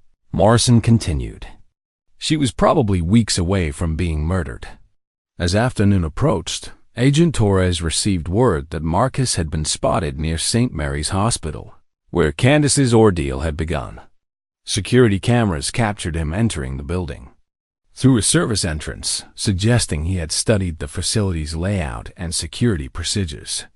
He's going back to where he first lost control of the situation, Torres explained to her team. This could be an attempt to eliminate witnesses or gather information about our investigation. Dr. Chun, who was still at the safe house, immediately contacted her colleagues at the hospital to warn them about Marcus's presence.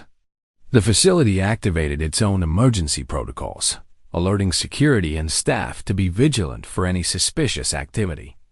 He knows the hospital layout from all the times he accompanied Candice to appointments, Dr. Chun explained. He could be trying to access medical records, plant evidence, or target anyone who helped with her escape.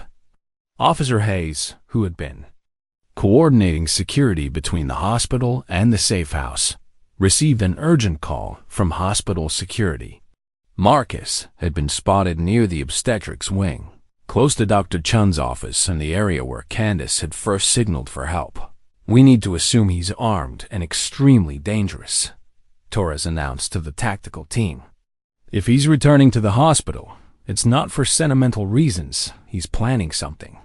The hospital evacuation began quietly, with patients and non-essential staff being moved to secure areas while law enforcement positioned themselves throughout the building.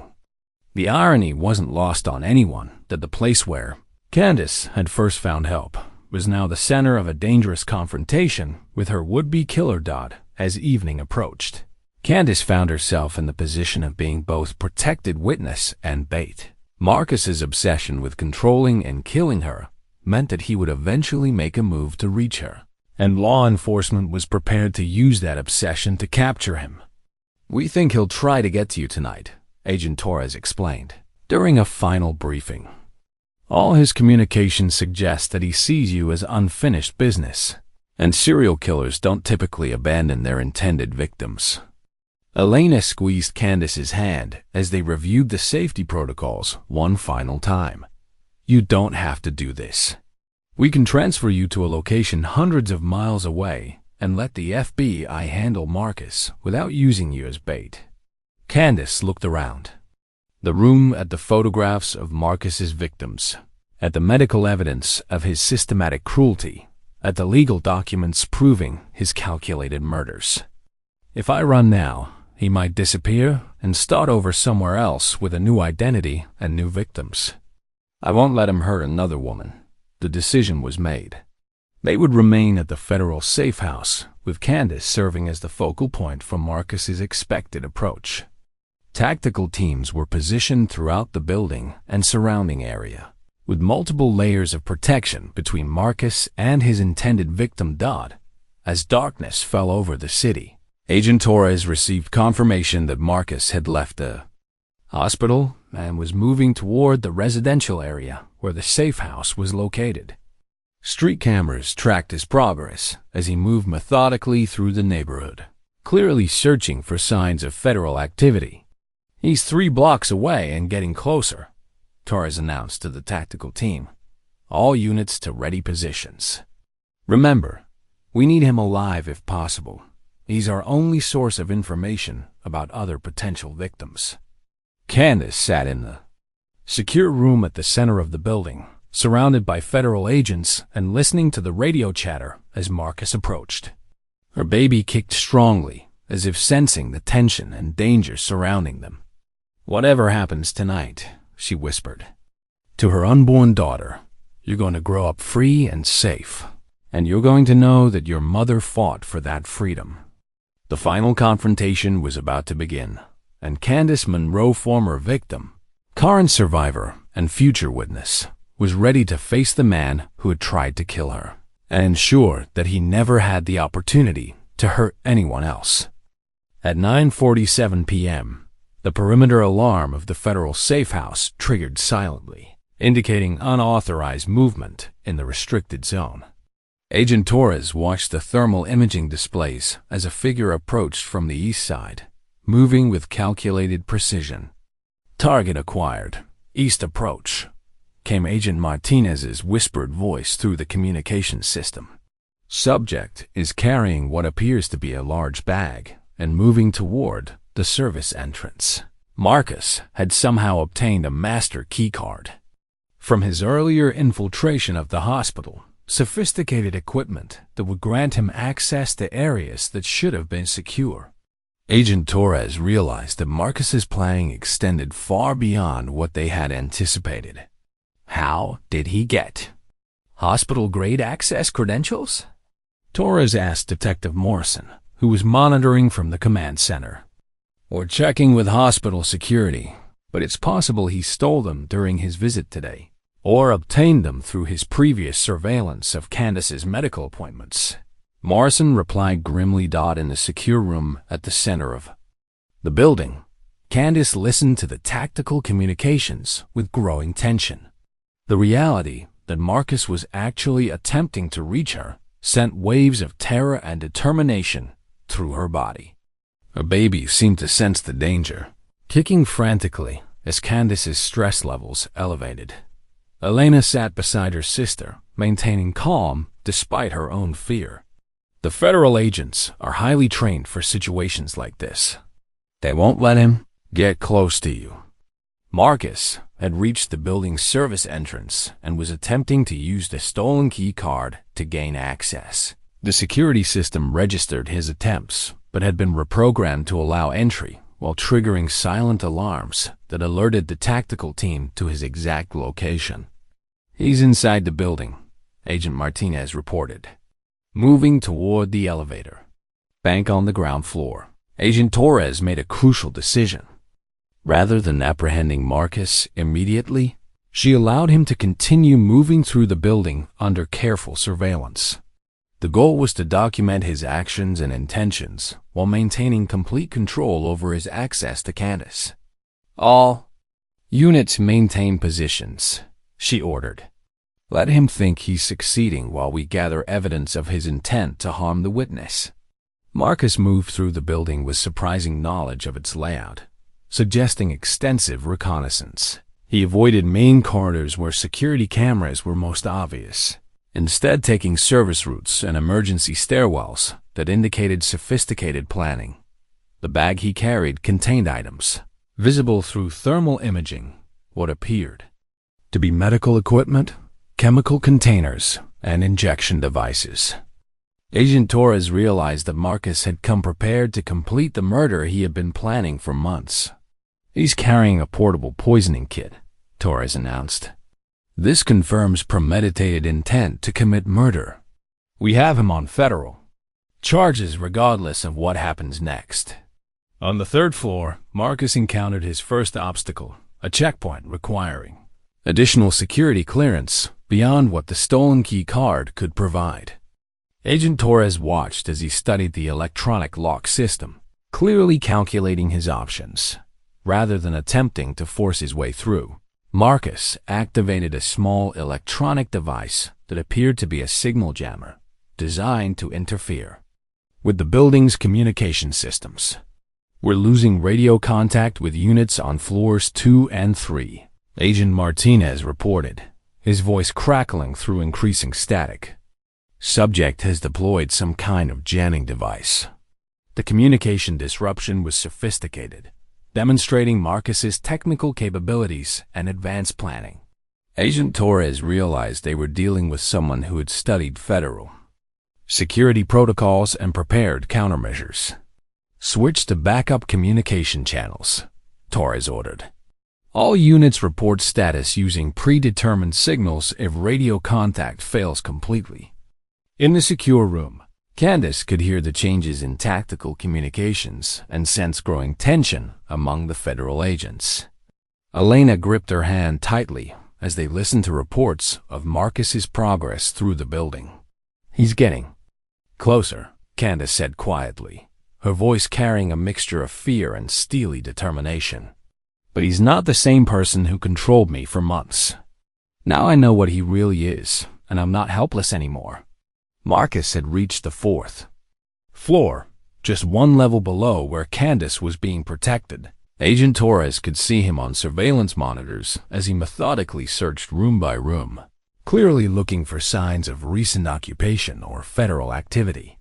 The stolen key card provided access to most areas, but the tactical team had positioned themselves in locations where they could observe his movements without being detected. Each step Marcus took was being recorded and would serve as evidence in the federal case against him. Subject is now on floor 4, moving toward the central corridor. Agent Martinez reported through static-filled radio. "He appears to be following some kind of predetermined plan rather than searching randomly." Agent Torres realized that Marcus knew more about Candice's location than they had assumed. His movements were too direct, too purposeful to be based on speculation. Somehow, he had obtained specific information about the safe house layout. "How does he know the building configuration?" Torres asked Detective Morrison. "This level of knowledge suggests inside information or extensive surveillance." Morrison's response was grim. "We're checking all personnel who had access to information about Candice's location, but Marcus could have been conducting surveillance of this facility for weeks." On the monitors, they watched Marcus pause outside a utility room and extract what appeared to be building schematics from his bag. He studied the documents carefully, then began moving with even greater precision toward the central elevator bank. "He has architectural plans," Agent Torres announced. "This isn't improvised. He's been planning this infiltration in detail." Elena squeezed Candice's hand as they heard footsteps in the corridor outside their secure room. The sounds were too close to be federal agents conducting routine patrols. Marcus had somehow reached their floor. Agent Torres made the decision to end the surveillance phase and initiate direct confrontation. "All units, subject is now an immediate threat to the witness. Move to intercept and apprehend." The tactical team began converging on Marcus's location from multiple directions, but his use of the signal jamming device complicated their coordination. Several agents found themselves operating without radio contact, relying on hand signals and predetermined protocols. Marcus had reached the door of the secure wing where Candice was protected, and surveillance cameras captured him preparing injection devices from his portable kit.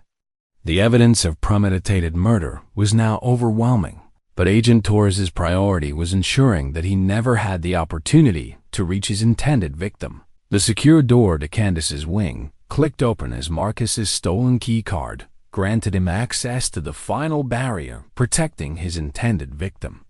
Agent Torres watched in horror as her carefully planned security measures were systematically bypassed by someone who had prepared for every contingency. "Breach in the secure wing," she announced into her radio, fighting through the static caused by Marcus's jamming device. "All units converge on floor 5 immediately." Marcus moved down the hallway with deadly purpose, his bag of medical equipment in one hand and a loaded syringe in the other. The chemical cocktail he had prepared was designed to cause immediate cardiac arrest that would appear consistent with pregnancy complications, the same method he had used to murder Amanda Foster and his other victims. Agent Martinez rounded the corner at the far end of the hallway just as Marcus reached the door to Candice's room. The federal agent's weapon was drawn, but Marcus had positioned himself where any gunfire would risk hitting Candice through the door. Federal agent, drop your weapons and step away from the door, Martinez shouted, his voice echoing through the corridor. Marcus turned slowly, his expression calm and controlled despite the desperate circumstances. Agent Martinez, I presume. You've caused me considerable inconvenience, but this situation can still be resolved peacefully. The response chilled Martinez to the bone. Marcus spoke with the confidence of someone who believed he retained control, despite being surrounded by federal agents in a secure facility. Mr. Kellerman, you are under arrest for multiple counts of murder and attempted murder, Martinez said, maintaining his weapon's aim while slowly advancing. Put down the syringe and place your hands behind your head. Instead of complying, Marcus smiled with genuine amusement. I'm afraid you don't understand the situation, Agent Martinez. Candice belongs to me, and I've invested too much time and effort in our relationship to let federal interference prevent its natural conclusion. Inside the secure room, Candice could hear Marcus's voice through the reinforced door, and the sound sent terror coursing through her body. But alongside the fear was something new: anger at the audacity of someone who claimed ownership over her life and her child's future. He doesn't own me, she said to Alona, her voice growing stronger. He never owned me, and he's not going to hurt my daughter. Elena watched her sister transform from victim to survivor in real time, witnessing the emergence of strength that months of psychological manipulation hadn't been able to completely suppress. Agent Torres arrived at the opposite end of the hallway with 2 additional agents, creating a crossfire situation that should have forced Marcus to surrender. Instead, he pressed his back against Candice's door and raised the syringe to his own neck. Gentleman and lady, he said, acknowledging Agent Torres with mock courtesy, I think we need to discuss the terms of this negotiation. The threat of suicide complicated the tactical situation enormously. Marcus alive could provide information about other victims and potentially prevent future murders. Marcus dead would take his secrets with him and leave families without answers. What do you want, Marcus? Agent Torres asked, her voice carefully modulated to avoid triggering escalation. I want 30 minutes alone with Candice to explain my side of this situation, Marcus replied. She's been poisoned against me by lies and misrepresentations, and I deserve the opportunity to set the record straight. The request was obviously impossible to grant, but Agent Torres recognized the importance of keeping Marcus talking while her team positioned themselves for a takedown that wouldn't result in his death. That's not going to happen, Marcus. But I'm willing to listen to what you want to tell Candice. Marcus's laugh was genuinely amused. Agent Torres, you seem to the secure door to Candice's wing clicked open as Marcus's stolen keycard granted him access to the final barrier, protecting his intended victim. Agent Torres watched in horror as her carefully planned security measures were systematically bypassed by someone who had prepared for every contingency. Breach in the secure wing, she announced into her radio, fighting through the static caused by Marcus's jamming device. All units converge on floor 5 immediately. Marcus moved down the hallway with deadly purpose, his bag of medical equipment in one hand and a loaded syringe in the other. The chemical cocktail he had prepared was designed to cause immediate cardiac arrest that would appear consistent with pregnancy complications, the same method he had used to murder Amanda Foster and his other victims. Agent Martinez rounded the corner at the far end of the hallway just as Marcus reached the door to Candice's room. The federal agent's weapon was drawn, but Marcus had positioned himself where any gunfire would risk hitting Candice through the door. Federal agent, drop your weapons and step away from the door, Martinez shouted, his voice echoing through the corridor. Marcus turned slowly, his expression calm and controlled despite the desperate circumstances. Agent Martinez, I presume.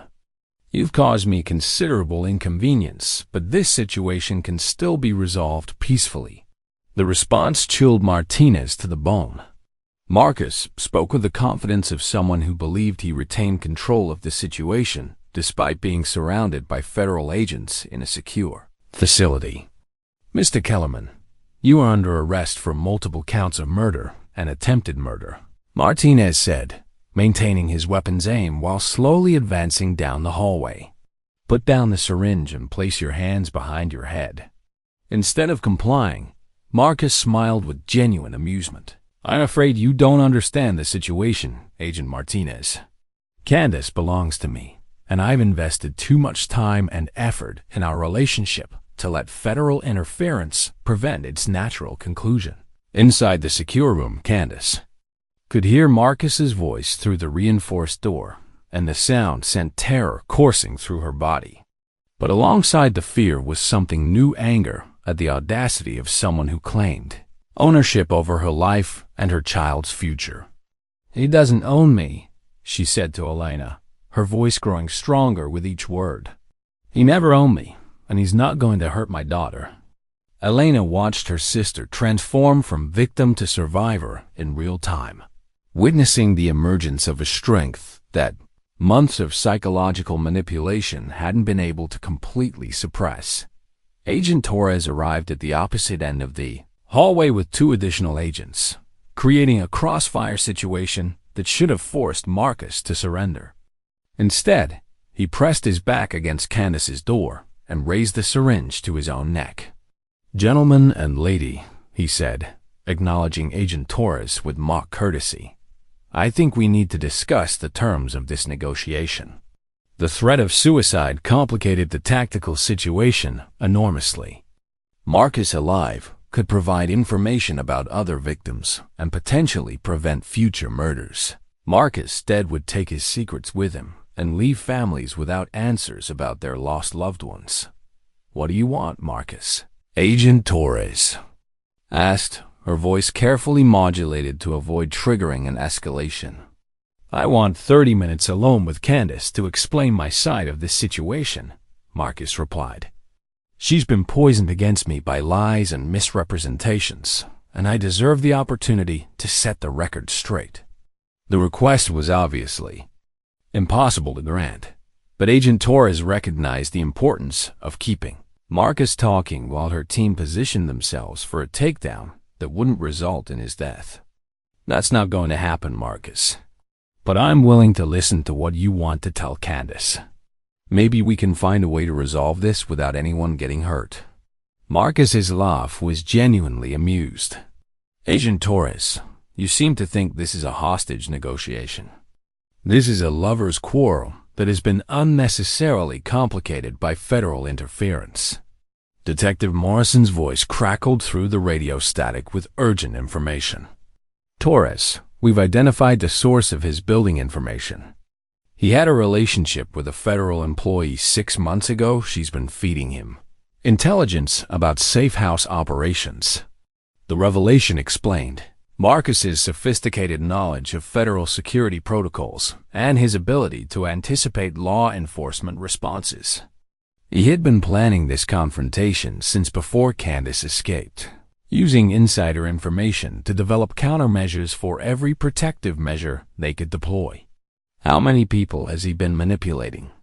Agent Torres asked into her radio, though she suspected she already knew the answer. Inside the secure room, Candice was experiencing a moment of absolute clarity about her situation and her choices. She could remain hidden while federal agents risked their lives to protect her, or she could face Marcus directly and end his ability to threaten anyone else. "Elena, I need you to ask Agent Torres if I can speak to Marcus through the door," Candice said, her decision made. "Absolutely not," Elena replied immediately. "You don't owe him anything, and engaging with him could be dangerous for you and the baby." But Candice had realized something that the federal agents hadn't yet understood. Marcus's obsession with controlling her was also his greatest weakness. His need to explain himself, to justify his actions, to make her understand his perspective would override his tactical thinking. "Ask her," Candice insisted. "I know how to handle Marcus better than anyone in this building." Agent Torres, listening to the conversation through her earpiece, considered the possibility. Psychological manipulation could work both ways, and Candice's intimate knowledge of Marcus's personality might provide advantages that law enforcement training couldn't match. Candice, this is Agent Torres. If you want to speak to Marcus, you can do so safely through the secure communication system. The door will remain locked, and our tactical team will be ready to intervene if necessary. Marcus, hearing the conversation through the reinforced door, smiled with satisfaction. Candice, my darling, I knew you would want to hear my side of this misunderstanding. These people have filled your head with lies about me, but you know the truth of what we shared together. Candice's response came through the door speaker with startling clarity and strength. Marcus, I know exactly what we shared. You systematically poisoned me for months while pretending to care about my health. You isolated me from my family and friends while claiming to protect me. You planned to murder me and my baby for insurance money while telling me you loved me. The directness of her accusations caught Marcus off guard. He had expected tears, confusion, and emotional vulnerability that he could manipulate. Instead, he faced clear-eyed recognition of his crimes and complete rejection of his psychological manipulation. Candice, you don't understand the complexity of what I was trying to accomplish, Marcus said, his voice losing some of its controlled calm. Everything I did was designed to ensure our future together and provide for our child. Our child? Candice's voice carried new fury. You were planning to kill her before she was even born. You researched pregnancy complications and chemical combinations that would cause fetal death. I've seen the evidence, Marcus. I know what you are. The conversation was being recorded by federal agents and would serve as crucial evidence in the prosecution. But more importantly, it was stripping away Marcus's carefully constructed justifications and forcing him to confront the reality of his crimes.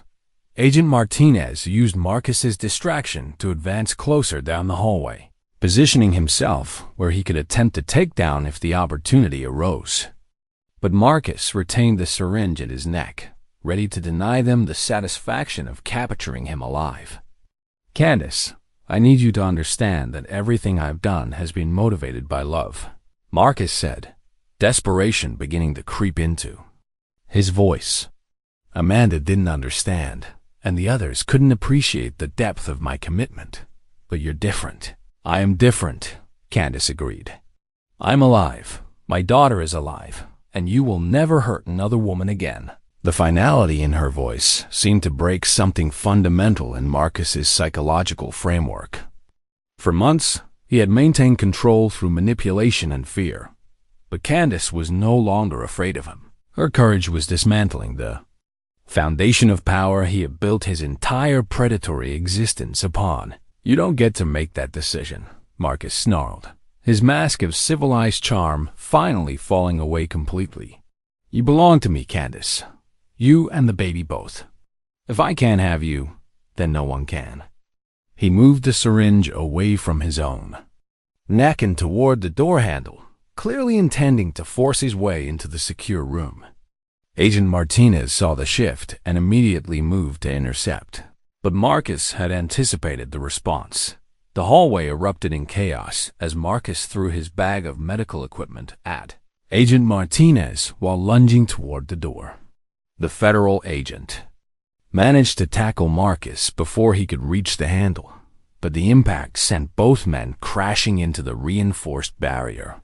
Shots fired, officer down, came the shout from Agent Torres as she watched Martinez and Marcus struggle for control of the syringe. The chemical cocktail designed to kill Candice could be just as deadly to anyone it was accidentally injected into during the fight. Elena threw herself protectively over Candice as the sounds of the physical confrontation intensified outside their door. Both women could hear the grunts and impacts of hand-to-hand combat as federal agents fought to subdue a man who had nothing left to lose. Marcus proved surprisingly strong and well-trained in close combat, suggesting that his preparation for this moment had included physical conditioning as well as technical planning. He managed to break free from Agent Martinez and scrambled toward a window at the end of the hallway, clearly planning an escape route. But Agent Torres had positioned herself to cut off that retreat, and her weapon was trained on Marcus's center mass as he approached her position. "End the line, Marcus. Drop the syringe and surrender, or this ends badly for you." Marcus stopped moving, but his eyes remained focused on the door behind which Candice waited. Even facing federal agents with drawn weapons, his obsession with completing his intended murder was overwhelming his survival instincts. "You can't protect her forever," he said to Agent Torres, his voice carrying the flat certainty of a man who had convinced himself that his desires were inevitable. "I've waited years to find someone like Candice, and I won't let you take her away from me." "Marcus," came Candice's voice through the door speaker, clear and strong despite the danger surrounding her. "I was never yours to take. I made the choice to leave you, and I'm making the choice to testify against you. You have no power over me anymore." The words hit Marcus like physical blows, destroying the last remnants of his delusion that he could regain control over his intended victim. His carefully planned operation was collapsing. His psychological manipulation had failed, and the woman he had intended to murder was actively working to ensure his capture. Agent Martinez, recovering from the initial struggle, approached from Marcus's blind spot while Agent Torres maintained her weapon's aim from the front. The tactical situation was finally under complete federal control, with Marcus surrounded and unable to escape. "Last chance, Marcus," Agent Torres said firmly. "Drop the weapon and place your hands behind your head."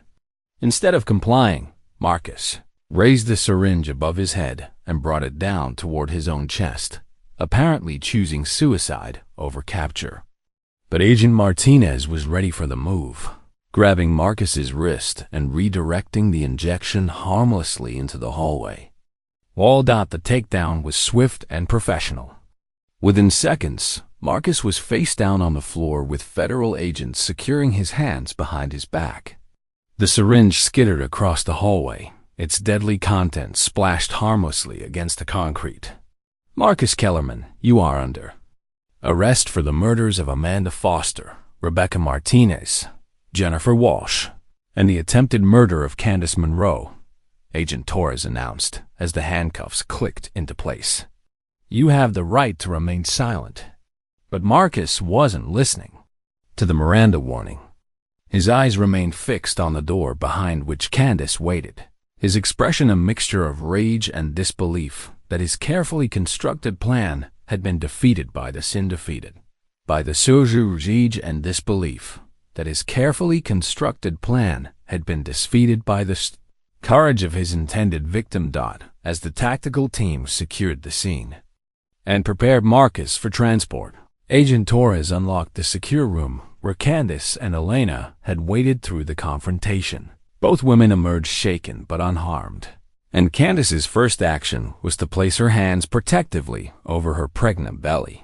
"Is it over?" Candice asked, looking at Marcus as federal agents prepared to remove him from the building. "It's over," Agent Torres confirmed. "Marcus Kellerman will spend the rest of his life in federal prison, and he will never have the opportunity to hurt you or anyone else again." As Marcus was led away in restraints, he made one final attempt to speak to Candice, but she turned her back on him and refused to acknowledge his words. The psychological hold he had maintained over her through months of manipulation and abuse was completely broken. Dr. Chun, who had been waiting in the command center during the confrontation, immediately began examining Candice to ensure that the stress of the situation hadn't triggered any pregnancy complications. Her baby's heartbeat was strong and steady, a sound that represented hope and new life emerging from the shadow of intended murder. The sound of Marcus's footsteps fading down the hallway marked the end of his ability to terrorize women who had trusted him with their lives. Candice Monroe had survived his attempt to kill her, and her courage in facing him directly had ensured that other potential victims would be protected from his predatory behavior. 3 months later, Candice stood at the window of her new apartment, watching the first snow of winter drift past the glass while her 3-week-old daughter slept peacefully in her arms. Grace Elena Monroe had been born healthy and strong, untouched by the poison that had once threatened both their lives. The apartment was modest but filled with light. Furnished with pieces Candice had chosen herself, a radical change from the controlled environment Marcus had created. Elena had helped her sister establish complete financial independence, using legal proceedings to recover assets Marcus had manipulated away from his victims and securing compensation from his substantial insurance fraud proceeds. Candice would never be wealthy, but she would never again be dependent on someone who used money as a tool of control. "She has your stubborn chin," Elena observed, settling into the chair beside Candice with 2 cups of tea. "I think she's going to be just as strong-willed as her mother." Candice smiled, tracing her finger gently along Grace's cheek. "Good. I want her to grow up knowing that her voice matters, that her choices are her own, and that she never has to surrender her independence." For anyone, the legal proceedings against Marcus had concluded the previous week with his sentencing to life in federal prison without the possibility of parole. The evidence against him had been overwhelming: systematic poisoning, multiple murders across state lines, financial fraud, and attempted murder with federal agents as witnesses. His conviction had also prompted the reopening of several cold cases in other states where he had lived. Dr. Chun visited weekly to monitor both Candice's recovery and Grace's development. The systematic poisoning had left no lasting physical effects, but the psychological healing was an ongoing process that required patience and professional support. "Your body has completely cleared the chemical toxins," Dr. Chun explained during her most recent visit. "Grace's development is perfect. She shows no signs of being affected by the prenatal exposure. You both survived something that could have easily been fatal."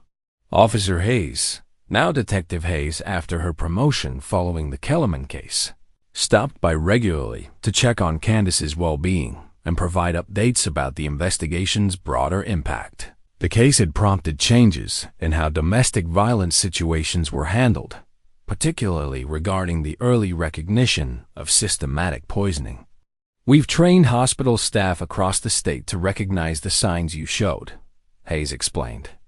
"Your courage in writing help on your palm and trusting that someone would see it has potentially saved other women's lives." The domestic violence support network that had helped rescue Candice remained an important part of her life. She attended weekly counseling sessions and participated in support groups for survivors, finding strength in sharing her story and hearing from other women who had escaped dangerous relationships. Candice had started writing about her experience, working on a book that would help other women recognize the early signs of systematic abuse and manipulation. The writing process was both therapeutic and practical, transforming her trauma into a resource that could protect other potential victims. As evening approached, Candice found herself in the apartment living room, reading to Grace from a children's book about brave princesses and kind dragons. The baby was too young to understand the words, but Candice wanted her daughter to grow up surrounded by stories of courage and hope.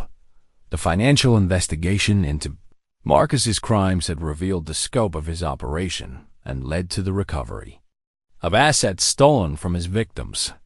Candice had worked with federal prosecutors to establish a victim compensation fund that would provide support for the families of women Marcus had murdered. Detective Morrison visited occasionally to update Candice about the ongoing investigation into Marcus's activities. The case had expanded beyond what anyone had initially imagined, with evidence suggesting additional victims in states where Marcus had lived under assumed names. "We've identified at least 8 women who died under suspicious circumstances while in relationships with Marcus or men matching his description, Morrison explained. Your survival and testimony have given us the evidence we needed to investigate those deaths properly. Candice had testified before Congress about the need for better training and resources for identifying domestic violence that involved systematic poisoning. Her testimony had led to new federal funding for medical professionals and law enforcement agencies to recognize and investigate such cases. No woman should have to write help on her palm and hope someone notices, she had told the Congressional Committee. We need systems that make it easier for victims to reach out and receive immediate protection.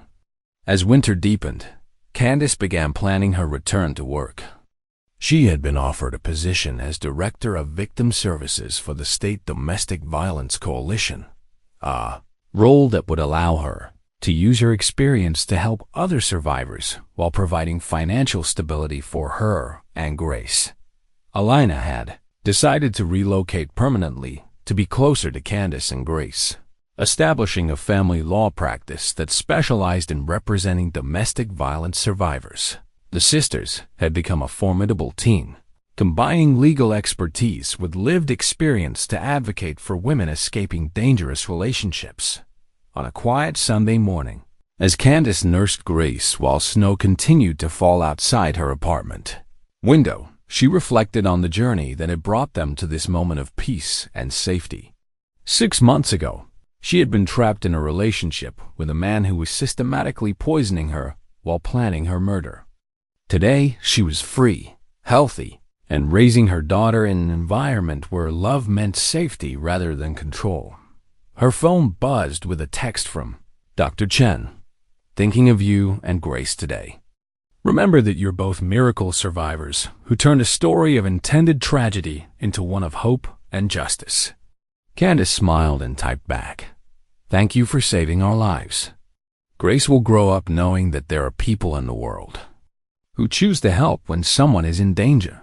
The restraining order documents lay filed away in her desk, a legal reminder that Marcus would never again have the opportunity to contact her or anyone else. The police report that had started with a simple observation of help written on her palm had grown into a federal case that would protect countless other women from a predator who had operated undetected for years. As Grace stirred in her arms and opened her eyes, the same green eyes that Candice saw in the mirror, Candice whispered the promise she made every day. You will grow up free, little one. You will never know a world where someone else controls your choices or threatens your safety. And if you ever need help, you will know that there are people who will see your signal and respond. The snow continued to fall outside their window, covering the world in pristine white and marking the peaceful conclusion of a story that had begun with a desperate woman's silent plea for help. Candice Monroe had not only survived an attempt on her life, she had transformed her experience into a force for protecting other women and ensuring that Marcus Kellerman's reign of terror had ended forever. In the quiet of her new home, surrounded by the warmth of safety and the promise of tomorrow, Candice finally allowed herself to believe that the nightmare was over and that the future belonged entirely to her and her daughter.